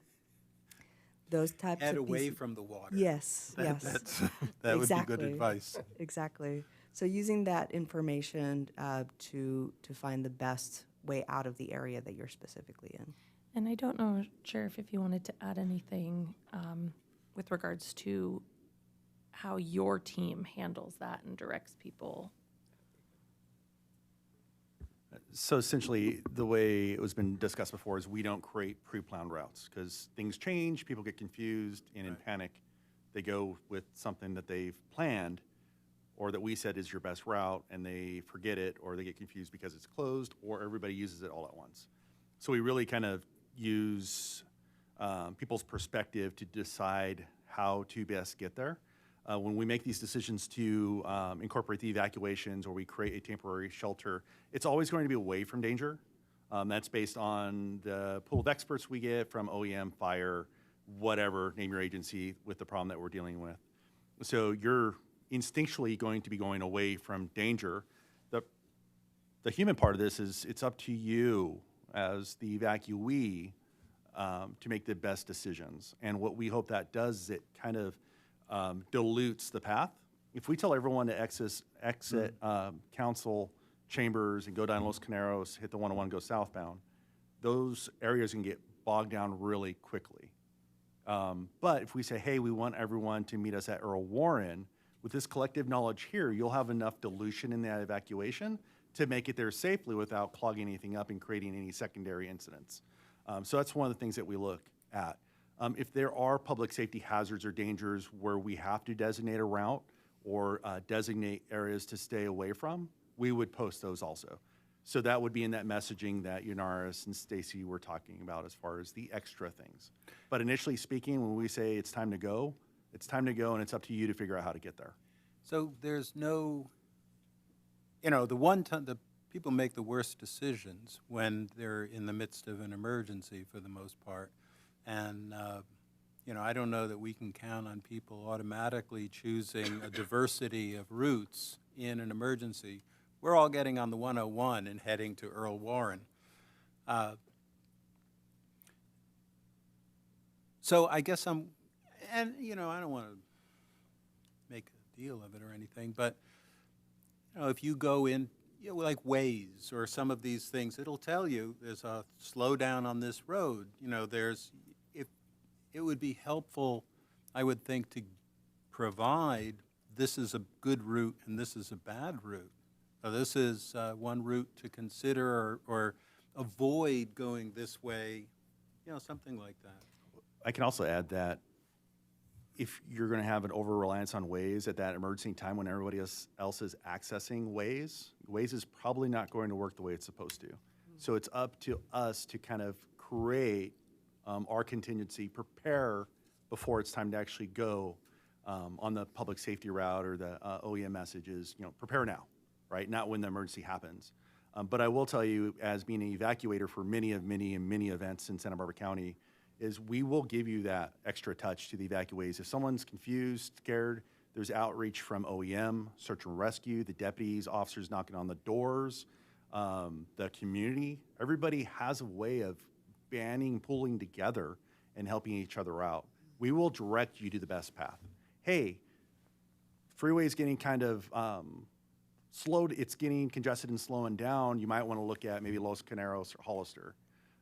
We'll give you those extra things as an evacuee.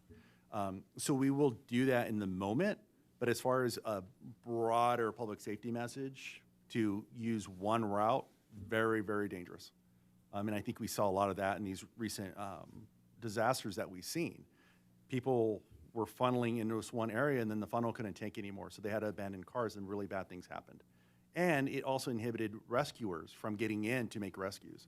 So that's why we try to keep it generalized. And I understand that. I guess the thing is we've seen those disasters happen where they're all clustered or clogged on one road when they haven't had the information about alternative routes to take. If there were some way to provide, here's alternative, here's a variety of routes to look at or something like that, and then give them, this one is very crowded now or something like that, that might be technologically, well, maybe another generation or something like that. But just, anyway. I understand. I don't want to beat my poor question to death here. So, absolutely understand. Just wanted to reiterate, the system is connected to Waze, so that okay. will show on the map if a road is slow. Doesn't mean that it's 100% accurate, as mentioned, or that it's working correctly. But what we do have the capability of doing is adding in those road closures. So if it has been identified that we need to evacuate but not push people to a certain direction, we can add road closures on that map that will then be publicly visible as well, allowing people to make a decision to take a different route. Okay. Did you want to? I was just going to add, there were several comments made about the personal preparedness and knowing your area. So that's a topic that we cover in all three of our preparedness programs, our community disaster education program, our LISTOS program, and our CERT program, as well as the concept of knowing your neighbor. And knowing your zone, knowing your neighbor, know who's around you, and preparing now for those disasters prior to the incident. I have family that they didn't prepare prior to the incident, and in the moment they had to figure it out. And that's an example that I take with me to all the community members to talk about from a personal level how and why you don't want to try to do it in the moment. All the stress and all of that comes with it, you got to do it in advance because you make clearer decisions then. Okay, thank you. Well, this is all great information. It sounds to me, what I'm taking away from this, that also it's really important to know your routes, have alternative routes. It's up to every single person. Like, I live in an area that's only one way in and one way out, but I have a hill behind my house. I mean, we're already prepared to, if we can't get stuck down in the canyon, we're just going to run up the hill with our backpacks. And our next door neighbor has stairs, so we will help us use his stairs. He said we can't.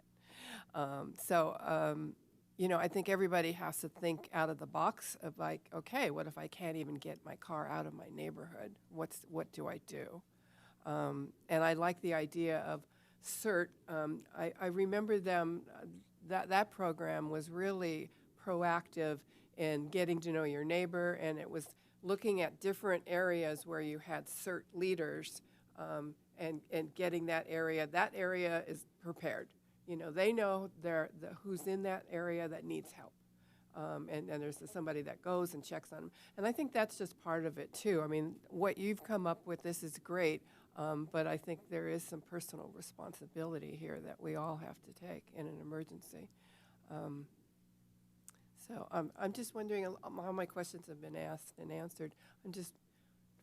Did you have something you're leaning in, like you're going to say something? No, once we were done with the questions, there's just the staff recommendation to approve the memorandum of agreement. Right, but I'd like to hear from the public, if there's anybody in the public that would like to speak. Thank you, Madam Mayor. I've not received any speaker slips. If any members of the public wish to speak on Zoom, please raise your hand and I will call upon you. And Madam Mayor, I'm seeing none. Okay. Okay, well then I guess we'll entertain a motion. You know, I do have one quick question. You went to the county today, and I imagine that went well. Yes? Okay. That's what I would think. Okay. I don't have it up in front of me. I see it. It's on the screen right there. Okay. And Mayor Pro Tem Kasdan, so the motion was to approve staff's recommendation to approve the... Oh, I was going to read it. Oh, okay, wonderful. Okay. Is that better? Yeah. Okay. I move that we approve the memorandum of agreement with the Santa Barbara County Office of Emergency Management regarding activation of the READY SBC alert system, or alerts system, and access to and use of emergency zone mapping solution attached as attachment 2 in substantial form, and authorize the city manager to execute the memorandum of agreement with any non-substantive changes that are approved by the city attorney. And I'll second. Okay. Roll call vote, please. Thank you. As a reminder, Commissioners, please remember to lock in your votes, beginning with Councilmember Reyes-Martin. Aye. Councilmember Kiriakou. Aye. Councilmember Smith. Yes. Mayor Pro Tempore Kasdan. Mayor Perotti. Aye. Aye. Unanimous. Thank you so much. Thank you very much. Thank you. Okay, we all good? Keep going? Okay. 5 minutes.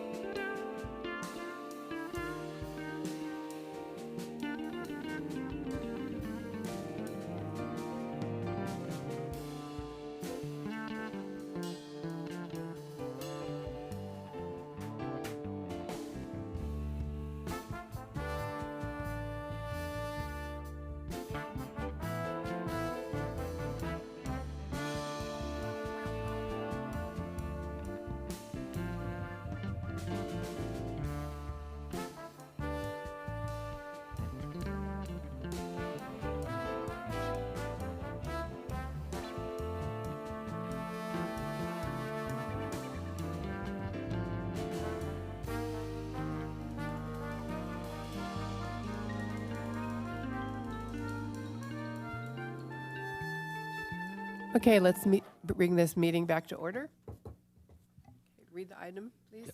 Yes, that's item C2, heat pump permit fee waiver program. Thank you. Ms. Murray, are you going to kick us off? I will. Thank you, Madam Mayor, and thank you, council members. My name is Dana Murray. I'm the city's sustainability manager, and myself and Angeline Fauché, our sustainability analyst, will be giving the presentation tonight. What we have before you tonight is consideration of approving the formation of a heat pump building permit fee waiver program. That's a longer way to put it. Really, the goals of this is coming from council's direction and policies to reduce greenhouse gases in our city. And one of the major sources of greenhouse gas emissions in our greater community and within our city are building emissions. And then within building emissions, water and air heating and cooling are one of the main emitters. In addition, another goal, secondary goal, would be improving indoor air quality, in turn improving public health. To go a little further, why heat pumps? This is a clean technology that's known to be about 2 to 3 times more energy efficient than its traditional counterparts. They're all electric, and so there's no fossil fuel burning inside buildings. And heat pumps are one tool to help meet both our city and state climate goals. We're going to go into some of the details of the program in a moment here, but just as an overview for you, the goal of this fee waiver program is really to reduce barriers to clean technology upgrades for our residents. And this one targets existing residential. So when people go at time of replacement, meaning if something has come to its end of life, like a water heater, or if there's major renovations taking place, this is what this program would aim to do. So existing building electrification. And it's been modeled after similar programs in other cities, like the city of Santa Barbara.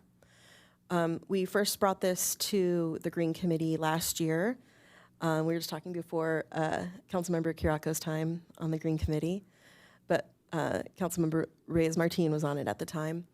And we discussed at Green Committee bringing this to full council, put it on the council's work plan, which was approved by City Council, and we're bringing it for you today. I also want to note, because we've come to you a few times in the last year on this topic, a related topic, is that this program really is in alignment with the Energy Performance REACH code that you adopted earlier this year. And it's also in alignment with the California Energy Code that will be adopted by the city later this year and go into effect on January 1st. And in the California Energy Code, basically all new residential construction in the state will require electric heat pumps. And so that's another reason why this program targets existing building. I just mentioned that. I went ahead of myself. Sorry about that. In addition, in the City of Goleta, we have in our strategic energy plan, our City of Goleta strategic plan, and under annual work program identified existing building electrification as a priority. You're pretty familiar with this, but to reduce greenhouse gas emissions in our state and in our community, decarbonizing the building sector is really critical. And as I said earlier, space and water heaters are a key way to do so, because space and water heaters, meaning your air conditioner, your furnace or your heater, your water heater, those are about 90% of building-related fossil fuel emissions in a residential building. Also, they contribute the most to greenhouse gases and NOx. So it's kind of like the targeted appliances that if people want to be more climate friendly, these would be the ones to upgrade to heat pumps. We also are anticipating potential regulations from the California Air Resources Board they haven't been adopted yet, but they've been on the docket to get adopted, that would include a zero emission appliance requirement by 2030. And would include a time of replacement for space or water heater after 2030. This is just a pie chart of our greenhouse gas emissions for the city of Goleta, and really just identifying that Goleta's energy use from electricity and natural gas accounted for about 40% of our community's total emissions. And then natural gas use in buildings accounted for 40% of Galida's energy emissions. So it's kind of honing in on what's the more important aspect to kind of tackle, and then within that, what's the biggest emitter. With that, I'm going to pass it along to Angelyn to describe to you what heat pumps are. Good evening, Madam Mayor and City Council members. I'm just going to preface this by saying that neither of us are, contractors and don't have as high technical understanding of these technologies. So I'm going to break this down in a very simple, hopefully easy to understand way about the differences between heat pumps versus traditional heating and cooling per request from council and staff.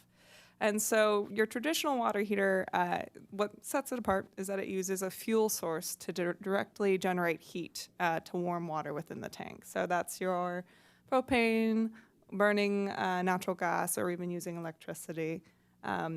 Heat pump water heaters essentially pull heat from the surrounding air around the unit and transfers it to the water in the tank and is enhanced by the electricity used as well in conjunction with that. Traditional air conditioning is cooling only and transfers heat from inside of the house to outside of the home. Traditional heaters and furnaces are heating only and also use fuel sources, so the burning of natural gas or propane, to generate heat to warm a space. And ducted or ductless air source heat pumps, which is what we're proposing to support with a permit fee waiver program, can both heat and cool, and transfers heat from inside the home to outside the home in summer and vice versa to heat the home in winter. So an efficiency piece there. As noted by Dana, heat pumps are generally considered 2 to 3 times more efficient than conventional water heaters or space heaters, in the sense that for the space heating, because it can both heat and cool, you're not having to have several different appliances to do the same thing. Jumping in on just some of the simple benefits of electrification, the benefits of heat pumps include heating-related fossil fuel use reduction of around 40% or more in a home. And it uses less energy, so simply by using less energy, it emits less greenhouse gas emissions. Gas appliances like water heaters and furnaces are one of the leading causes of carbon monoxide poisoning in homes. And also, removing and avoiding gas appliances reduces the risk of gas explosions. So simplifying the process of removing gas and turning to more electric appliances can help prevent that. It's also the most efficient choice for our climate, specifically within Goleta, in that we have a mild climate, that we do have high heat on some occasion.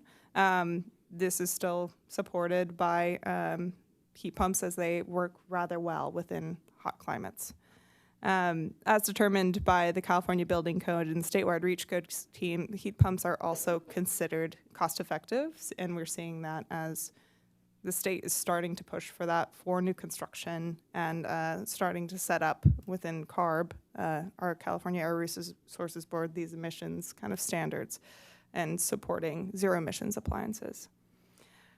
And so a few municipal strategies can be used essentially to incentivize these sustainable projects. And we've pulled from a few any of the permitting fees surrounding heat pumps. They also have a streamlined on-demand permitting process for heat pumps, as well as electric vehicle chargers and some sustainability-related projects.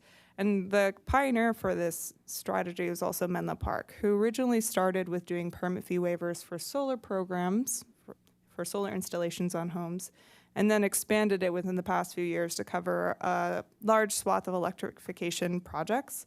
They're seeing certainly an uptick in folks coming in for switching over to electric heat pumps as opposed to sticking with natural gas. And they did note, as Santa Barbara also noted, that after putting in for this permit waiver program, that there was an uptick in permitted work. So there's a significant amount of work that's happening within the community that is unpermitted. In fact, that's probably the standard. We're hoping that in reducing this barrier, that we'll be happy to capture more permitted work, and that making sure that folks are doing their things properly and more safely. So this is also an estimated slide as regarding like the costs of what a heat pump project might look like. And these are estimates taken from NREL, our National Renewable Energy Laboratory, the Department of Energy, and Rewiring America. And we also looked up the cost of units from our local Home Depot, just in case people are curious about what it looks like to purchase a heat pump within the community. And as a reminder, these figures are highly variable due to the technicality of each project is very individual to each installation in each home. So for heat pump water heaters, the unit cost is anywhere from $1,500 to $3,000, and that's compared to gas heaters, which typically cost anywhere between $700 and $4,500, depending upon the size of home. Labor and installation costs take up the majority of the variability because if folks are replacing a gas water heater going to an electric heat pump, they may not have the required 240 volt plug in the back space that they're hoping to put their new water heater. That said, the upfront cost for a heat pump water heater is offset by the annual savings that people can accrue due to making that switch to a more efficient appliance. And according to Rewiring America, people can save anywhere from $80 to $230 annually on water heating by switching to a heat pump water heater. And the median energy cost of a conventional hot water heater is around $230 a year, while the median cost of a heat pump water heater is $90. So a 60% reduction in water heating costs in general. For air source heat pumps, so your air conditioning, heating, and cooling, that's going to depend on whether you have a ductless system. So those are called mini splits. You may have heard of those before, but if not. And then there's also ducted systems, which are much more expensive, require a lot more in-depth work to be done. Compared to traditional air conditioners, those cost anywhere from $3,800 to $7,500. And as a reminder, that's just for cooling. If you have a furnace system separately, that's anywhere from $2,800 to $6,800 in addition to that. So cost comparable if you're taking into account that heating and cooling are coming together with an air source heat pump. And annual operation savings for air source heat pumps are anywhere from $300 to $1,500 annually for the homeowner since removing the need for a separate furnace. So that's a lot of information thrown at you. Just want to give you a picture of the cost comparison of the two. And it's important to know that at this moment in time, there's a significant amount of rebates, voucher programs through our utilities, through the federal government still at this time, and through the state government. Incentives for heat pump conversions are available through 3CE. We have the Electrify Your Home program, which can give up to $2,000 for an HVAC unit, for HVAC, heat pump HVAC, or $2,500 for the heat pump water heater. So there are significant funds available to our community members, and there are also additional funds through 3CE for income qualified customers, so for Carafera. Anybody who's experiencing a disaster, if the disaster's been claimed within the community, there's an additional $1,000 disaster benefit. And also a big barrier for folks making the switch from gas to electric is that the additional electrical upgrades that might be required in an old home. So your electric panels, extra wiring, they offer up to $2,000 for additional electrical upgrades. So you can stack those incentives there. I also wanted to note that the APCD has a Heat Clean program, which is newly launched, which vouchers to replace fireplaces with electric air source heat pumps. So anybody who's using more traditional wood fuel burning within their home for heating, if they switch to a heat pump, they can get anywhere from $5,000 to $12,000 dependent upon household income. There's also still the Federal Energy Efficient Home Improvement Tax Credit, which is about $2,000 through the IRA, and also the Federal Home Electrification and Appliance Rebates of up to $8,000 upfront discount, which is expected to be in operation this year. And to our knowledge, that is still intending to move forward. So I'll pass it back over to Dana to kind of talk through what can we do. Thank you. And those were new slides based on some questions that we received. And so to give that context, I wanted to break it back down to, so what can us as the City of Goleta do? There's all these incentives and rebates by other entities. What do we really need to do? And so part of it's regulatory, so we can do reach codes, which we have done. We can also do incentive-based, and not to use like the carrot and the stick, but that's essentially what we're looking at if you want to get to this point. So what this program is really on the carrot side of things, so looking at ways to encourage and incentivize people to make the switch. Of course, we'll continue to do education outreach and promote what our partners offer for incentives and rebates, and share that with residents, invite our partners to come and present or have tables at community events, which we've seen them a lot at. And then what we're here today is a city can waive or reduce building permit fees. And for this one, it's potentially to waive building permit fees for heat pumps. And so the way this program would potentially work is that when applying for a permit to install an electric heat pump, the permit fee would just be waived after confirming completion of the project. And we would propose that this would be for both single-family and multifamily residences at time of replacement. And then what we would need to do to implement this is create some permit tracking data with assistance from the building division. Not all these things, as you probably read in the staff report, are currently tracked. There's nothing discerning like a traditional water heater from a heat pump. Also, we don't have an idea about how much project volume we could really expect. If we begin tracking that by upgrading the software, having this program, we can get a better picture of the work that's happening in our city. Also, we could probably anticipate getting more permit applications because a lot of it's likely unpermitted currently. So we tried to, keep going. That leads into the fiscal analysis. It's a little hard to do in this case, right? We don't have that much data to go off of. And so from our building division, we got the idea that there's about 5 to 10 permits for water heater replacement and HVAC. That sounds very, very low for our community. So we used that, kind of upped it to anticipate a lot more permits coming through, but created kind of an amount that it would still cap it, so it wouldn't be, going into the tens of thousands. So we are proposing to have a pilot reserve fund of $10,000 to cover the permit fees. And as you're probably aware, we contract our building services out, so we can't just waive the fee and then the city just absorbs it, because we pay Willdan for our permitting process. So the next steps, if you were to approve this tonight, would be we'd work on the program implementation. We'd update the permit tracking. We would do community outreach and kind of embed it with our outreach. And then we would collect data both on the number of permits, but also the costs that we're seeing. And one thing I forgot to note, but you've probably read in the staff report, was related to potential targeting parts of our population, especially those that might be under CARE or FARA in the electricity bills, as a way to try to get this potential program to more people in our community, and not just those that can afford a heat pump. I also want to note that the private benefit of the waiver amount is incidental compared to the public purpose. All right, so before you today, should you choose to move forward, we have a resolution of the City Council, the City of Goleta, approving establishing a heat pump permit fee waiver program. Thank you. Councilmember Kasdan. Thanks. So I guess my first question is related to the costs that can be fairly substantial, but there are a number of grants available.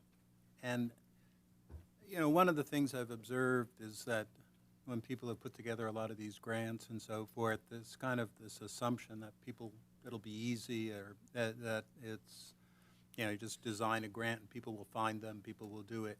And I guess I'm wondering, how much is there, where can they get hand-holding? Where can they get people will the city do that for them? Will we, why don't you answer that? I'll note that our CCA, Central Coast Community Energy, has a call and assistance line open, I believe, Monday through Friday, 8:30 to 6 p.m., I want to say, and that they are happy to handhold and walk people through the application to rebates. I will also note that their rebate process is relatively simple. We actually just went through that for reimbursement for our electric vehicle charging project to zero out the rest of the cost over there. We submitted the information requested. It was a single page of documentation that we provided, maybe 2 or 3 attachments, and were awarded the funds the next day. So it's relatively quick on the turnaround for those rebates. And if folks did need assistance and were looking for extra help, we would be happy to help them. Well, there was also something like 4 different grant opportunities or something like that that you listed. So would they have to contact 4 different locations and get instructions and sufficient and help on each of those? Or will 3CE help on all sort of relevant grants? It sounds like you're talking almost like a concierge service to kind of walk people through. A what service? Like a concierge, like Oh, I know like that's CEC offers like EV rebate kind of concierge service to walk people through all the opportunities. I'm not sure there's something like that exists out there, but we've been collecting, and you probably saw it on like our reach codes or even with this staff report where we created an attachment with what we could find out there right now. I will note that these, because they're for homeowners, they're usually rebates or vouchers. So they usually are not an onerous grant process and then have to get like approved contract. It's usually like you're uploading invoices or you're putting in your information and getting that voucher to go out and get it. So they create these to be relatively simple. And I know that when the community kind of advocates at some of the public meetings of whether it's 3CE or others, these are some of the things the community asks for, to have it be a pretty simple process. And in fact, we looked to some of these to try to, when we designed this waiver program, to try to make it as kind of streamlined as possible, because that really is the feedback from the public on trying to utilize funds, is to make it as simple as possible. Well, you know, in other words, our fee waiver was on average $350. I think it said something like that in the report. I doubt that's driving behavior, you know, based on the total costs that were involved.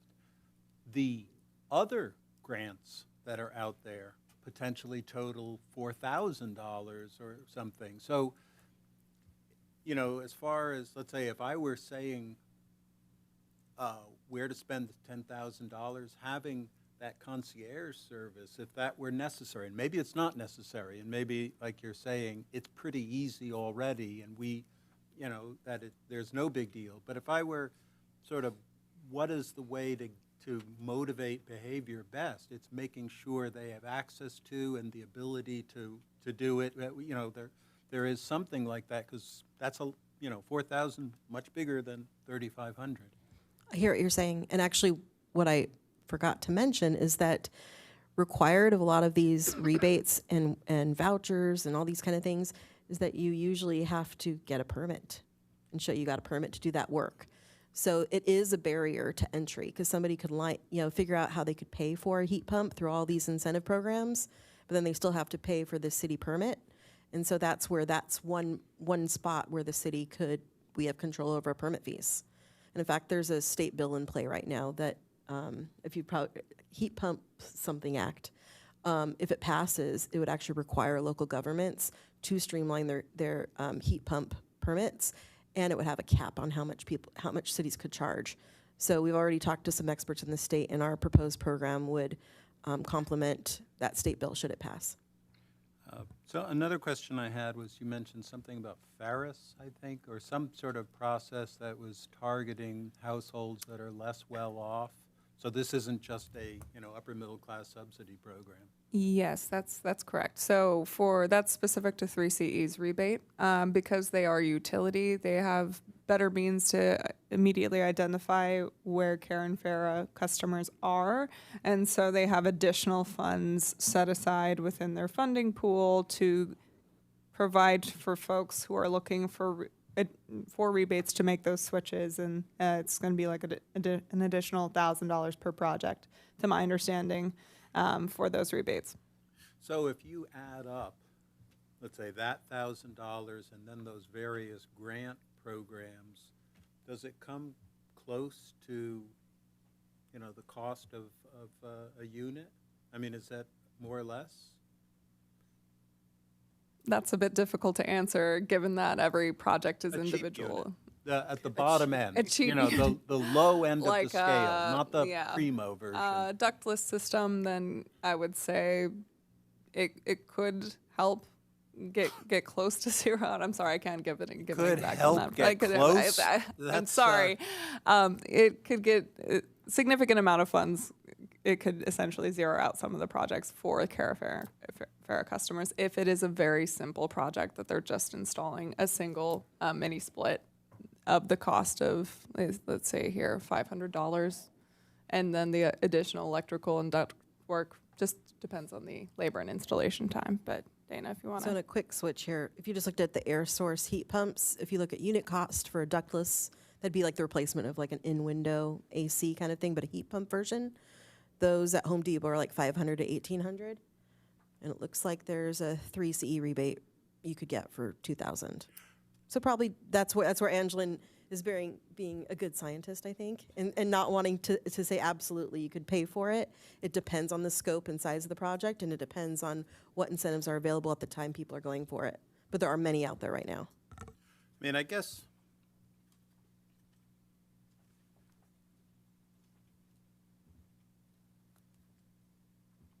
so where we are right now, I'm just going to be a little philosophical for a moment, sorry, is that, we're doing these projects not to help the city of Goleta. We're doing these projects because we're trying to help climate change as a whole. That this is not something Goleta can achieve in terms of climate change. It's the world that's the party. You don't clean up a stream by just, cleaning 12 square feet or something like that.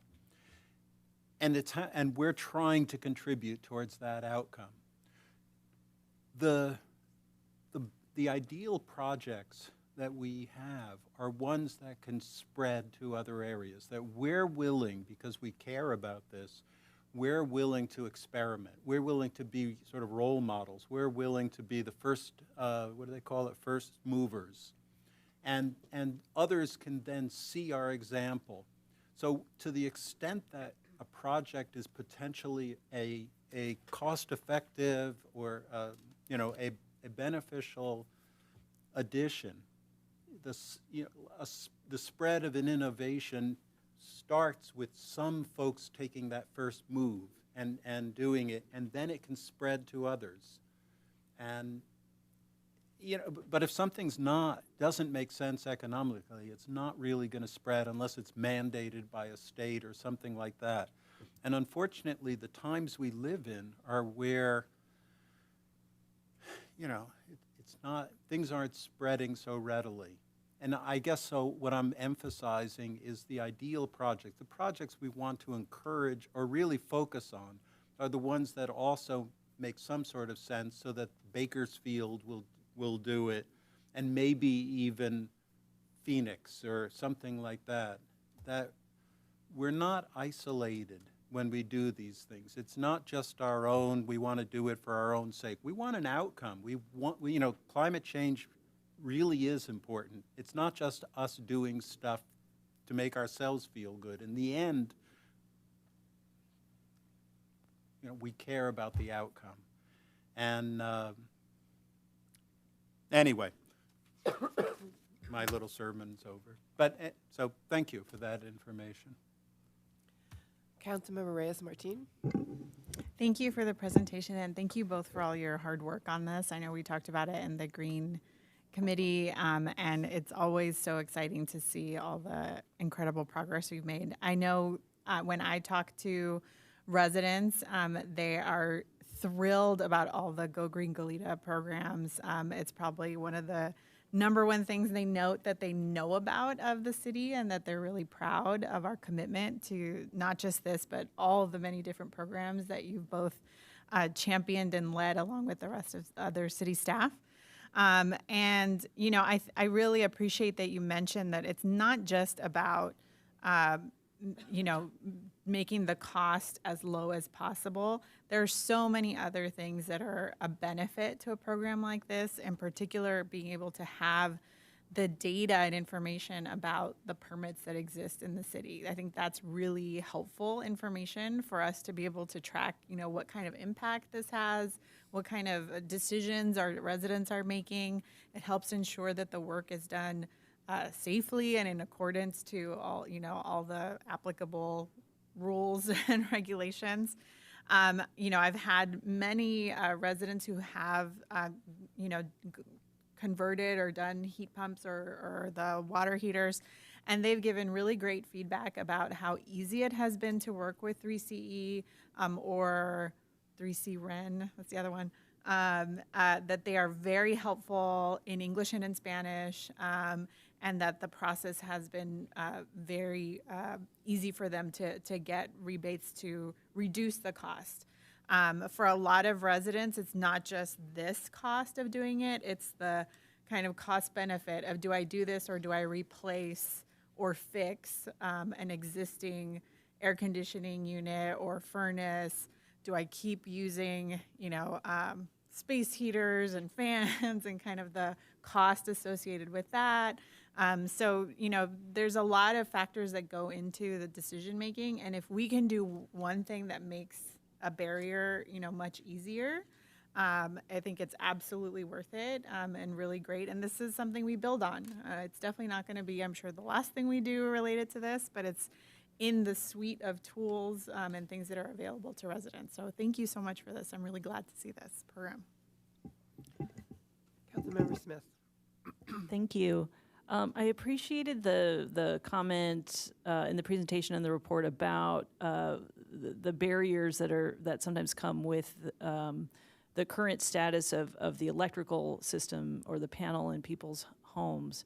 And I'm wondering, I think there was reference to one of the 3CE programs. Do we have anything at a city level for individual homeowners that targets that issue? And is that something that's been discussed or considered in thinking about this program? At this moment in time, we do not have anything directly for electrical panel upgrades, which is going to be what you're commonly seeing. A lot of folks have old panels, maybe like 60 amp, need to get those updated in order to make space to have a new heat pump.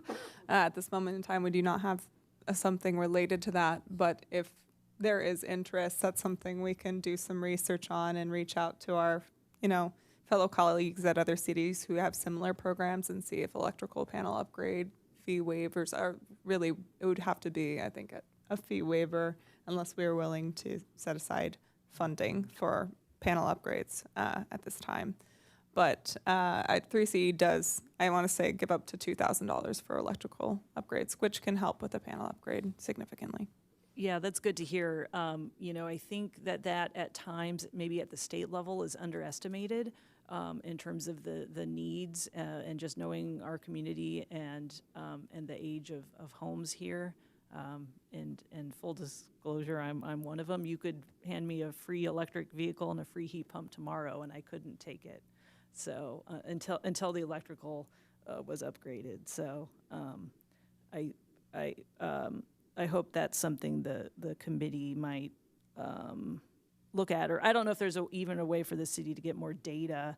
And maybe with this program, if there's feedback received on, how much that is or is not a barrier, I think would be helpful. Thank you. Councilmember Kiriakou.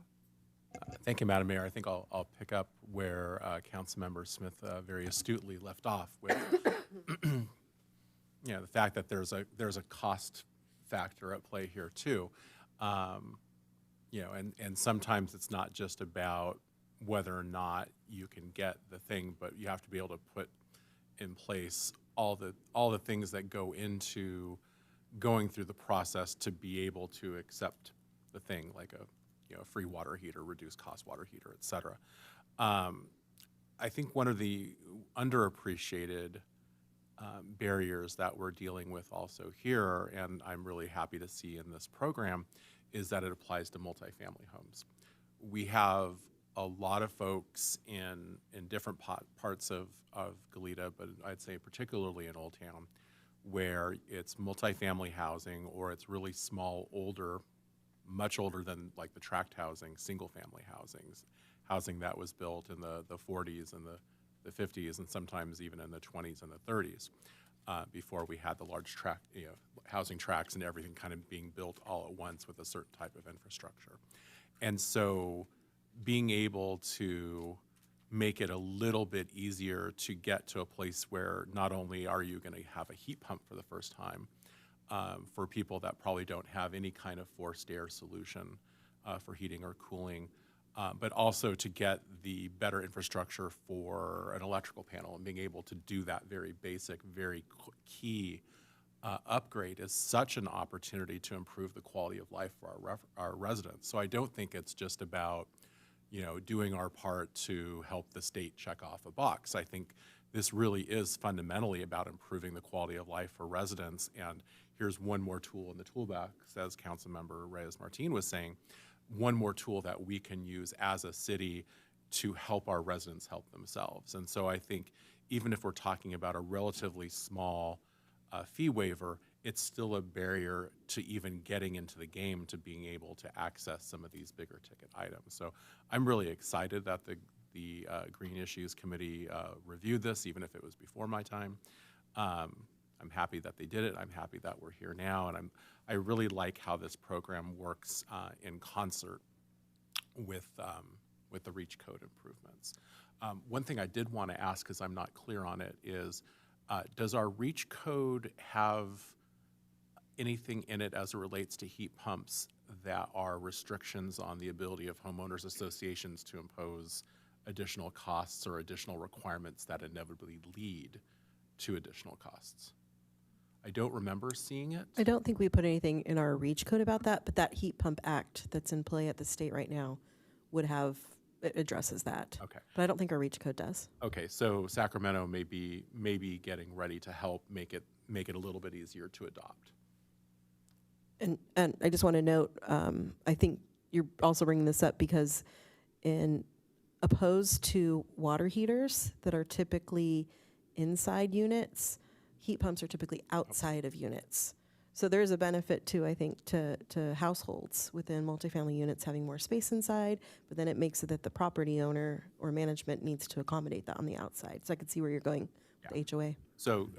So there had been some conversation about creating a concierge program, and could we have a concierge program? If we had a really good outreach effort to our multifamily housing HOAs that are in older complexes from the 60s, 70s, and 80s, apartment buildings that have been condo conversions, those would be really good targets for outreach to see if we could get them to want to get involved in this and to take advantage of the incentives that 3CE is putting out there and looks like perhaps the city of Goleta will be putting out there. Thank you. Go ahead. I just wanted to follow up on that one. So for multifamily housing, so it's on the outside, I'm trying to picture, let's say, a condos, I'm trying to picture where I live, basically. How would it work, and are there greater opportunities, as Councilmember Kiriakou said, or there could be hypothetically greater opportunities in those environments? I mean, how does it, because are they able to get grants and so forth for each of the units? So I believe that, and we're both renters, and we've talked about this, like figuring out how, and the house I live in, the water heater went out earlier this year, and I tried to show property management these incentives, and they said, we're already authorized just to replace it same day with the same unit, so I just got a regular water heater. And so that got me thinking, how do we set this up so that, especially for renters, you don't get stuck in this kind of loophole? Because one way, and we've talked to our colleagues with Green Cities California about this just last month.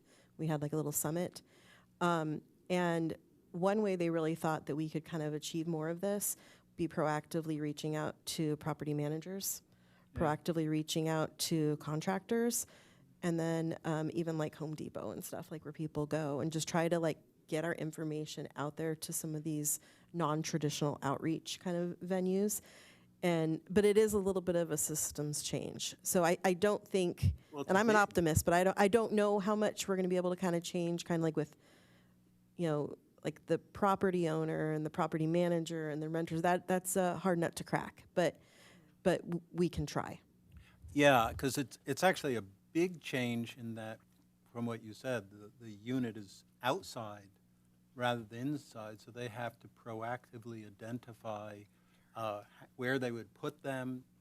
And, I mean, I think you can grease the skid, so to speak, so rather than this automatic process of going ahead and just replacing it with the same unit, there's some, I guess if there's some way for a lot of these entities to create a path ahead of time to encourage them to develop that path, that would be helpful. I'll also note that Tri-County Regional Energy Network, also known as 3C-REN, sorry for all the acronyms that are very similar, they have a multifamily home energy savings program that is really targeted to big multifamily buildings to essentially do significant energy efficiency upgrades, with also paired with tenant protections, and that folks get the upgrades that they need to have more energy efficient homes, which would include heat pumps because they are significantly more efficient. And I think they've done projects with up to $600,000 back in rebates for folks, for landowners, for multifamily unit managers. So I know that that's an active program in the Tri-County regional area, that's something that we can work with the county to better support in our outreach efforts. Yeah, I mean, I think a lot of it is that key of getting those condo associations and or HOAs and the management folks to be aware of these opportunities, and so that they can take some steps ahead of time, so that they don't, like your experience, so they don't just automatically say, no, we don't have that. You want water? Here's what we do. Okay. Thanks. Councilmember Reyes-Martin. I just wanted to add, and you're very well aware of this, but Encino Real is a really good case study for how this can work. They worked, as a large multi-unit, multifamily mix of kind of duplex, triplex, and two-story senior community, worked with 3C-REN, with really strong leadership from their HOA to do a big mass program for heat pumps. That was really great to see their leadership of figuring it out. How would it work in these different types of configurations? What if you have one unit owner that wants to do it and one that doesn't? How do you figure that out? So they're a good case study for what worked and what was sticky, and I'm really glad that they did that, and that could be a good case study for how it could work in other large developments like that. Well, I'll just be brief. It's more of a comment. I appreciate seeing the cost analysis. I think that was my question. Thinking that it could be cost prohibitive for some folks without the grants, but with all the grants, and if you say they're relatively not complicated, the applications formed, I think it would just have to be people that really see the value, and really the educational component is going to be important, and why making this change is critical. But having it laid out as far as financial, but I hadn't thought about the electrical issue, because I have an old house too, and I'm sure it needs an electrical upgrade. So that would be something to look into. But you also note that Santa Barbara had an increase in permit applications after doing this, and then they went from there. And actually, do you know the numbers, like how, For some reason, I actually do know the number, because I was with my counterpart at that Green Cities California Summit last month. And she said, I think the first 3 months they got 14 permits, which in the grand scheme of things, doesn't sound that big, but actually she said it was a bit of an adjustment for the permitting team because it was an uptick. So she said, just be prepared that you guys are probably going to have an uptick. So that begs the question, like the amount that we're estimating we should have for a pilot year. We don't know if that's an accurate amount, but as a pilot program, you know, we can revisit it potentially with the Green Committee or just bring it back to council or figure out a way to, you know, right size it in the future. Okay, all right. I'd like to hear from the public if they have any questions. Thank you, Madam Mayor. I've received no speaker slips. If any members on Zoom wish to speak, please raise your hand and I will call upon you. Madam Mayor, I'm seeing none. Okay. Are we ready to entertain a motion? I'm happy to make the motion. Okay. I move that we adopt resolution number 25 next in line entitled A Resolution of the City Council of the City of Goleta, California, approving establishing a heat pump permit fee waiver program. I'd be happy to second that. Okay. Any more discussion? Okay, roll call vote, please. Sure. Council members, as a reminder, please remember to lock in your votes, beginning with Councilmember Reyes Martin. Aye. Councilmember Kiriakou. Yes. Councilmember Smith. Yes. Mayor Pro Tem Kasdan. Aye. Mayor Perotti. Aye. Okay, you have it. All right, thank you. Great report. Okay. Do we have any reports, any council comments or standing committees? I'm not seeing any listed. Does anybody have anything? You can go first. Well, I was just going to say, go ahead. Would you like to?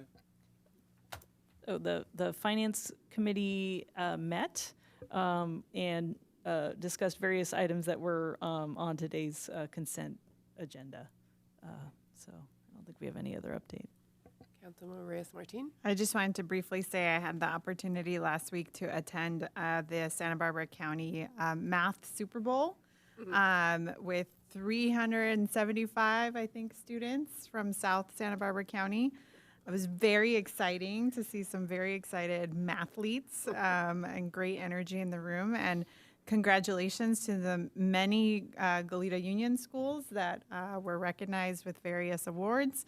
But it's such a wonderful tradition, and it was really fun to get to see it. You know, the one thing I didn't thank you for, Mayor Pro Tem, was you filled in for me on the Mountain View has what they call an exit interview, and I've done it forever for over the years, and I wasn't able to do it this year. And Mayor Pro Tem Kasdan participated, and he wrote me real quickly afterwards. It's like so impressed. They were so impressive. They are. They dress up and they get all. It's an interview. You know. There were the two girls and a boy that were there, and he was in a jacket and tie. He was better dressed than me, but and better dressed than I am now, actually. And but they had learned for a couple of their learning blocks. One was the Mesopotamians. They had some songs that they had learned. So I got performances out of them. The Mesopotamia song, and then there was, what was another one? The other one was, I don't know. I forgot if it was the Greeks. It might have been the Greeks. Maybe you know the song? Anyway, it was charming. You come away from that with like, there's hope in the world. You know, those kids are so darn smart. And so professional. And the mayor's ride was really fun. Our city manager, Robert Nisbet, actually you brought up the tail end and gave us a tour of all the improvements that we've done around the area of Old Town. It was great. It was a good turnout, and it was a fun morning. Councilmember Kiriakou? Oh, thank you. I was very sad to miss the mayor's ride, given all the cool things. Pictures, but you had to go. I had to be at a work-related function at 10:30, so I missed it. Just a few things. I had the opportunity to speak at Goleta Cemetery on Memorial Day, and I want to thank the AMVETS Post 3 for the invitation to speak then. And then I also just wanted to thank Communify and everyone that was involved in the community conversation on May 29th on helping to understand the gang ecosystem. You know, youth violence is still a major challenge that we're encountering in this community countywide, and was really inspired by all the speakers that were able to be brought together for that. So thank you. Okay. Mr. Rosen, do you have any closing remarks? Okay. Well, then this meeting is adjourned. Close, the 8 o'clock. Someone said 8:30? I had 8 o'clock. Wow, So before unless dark. this is the price of light. Before dark.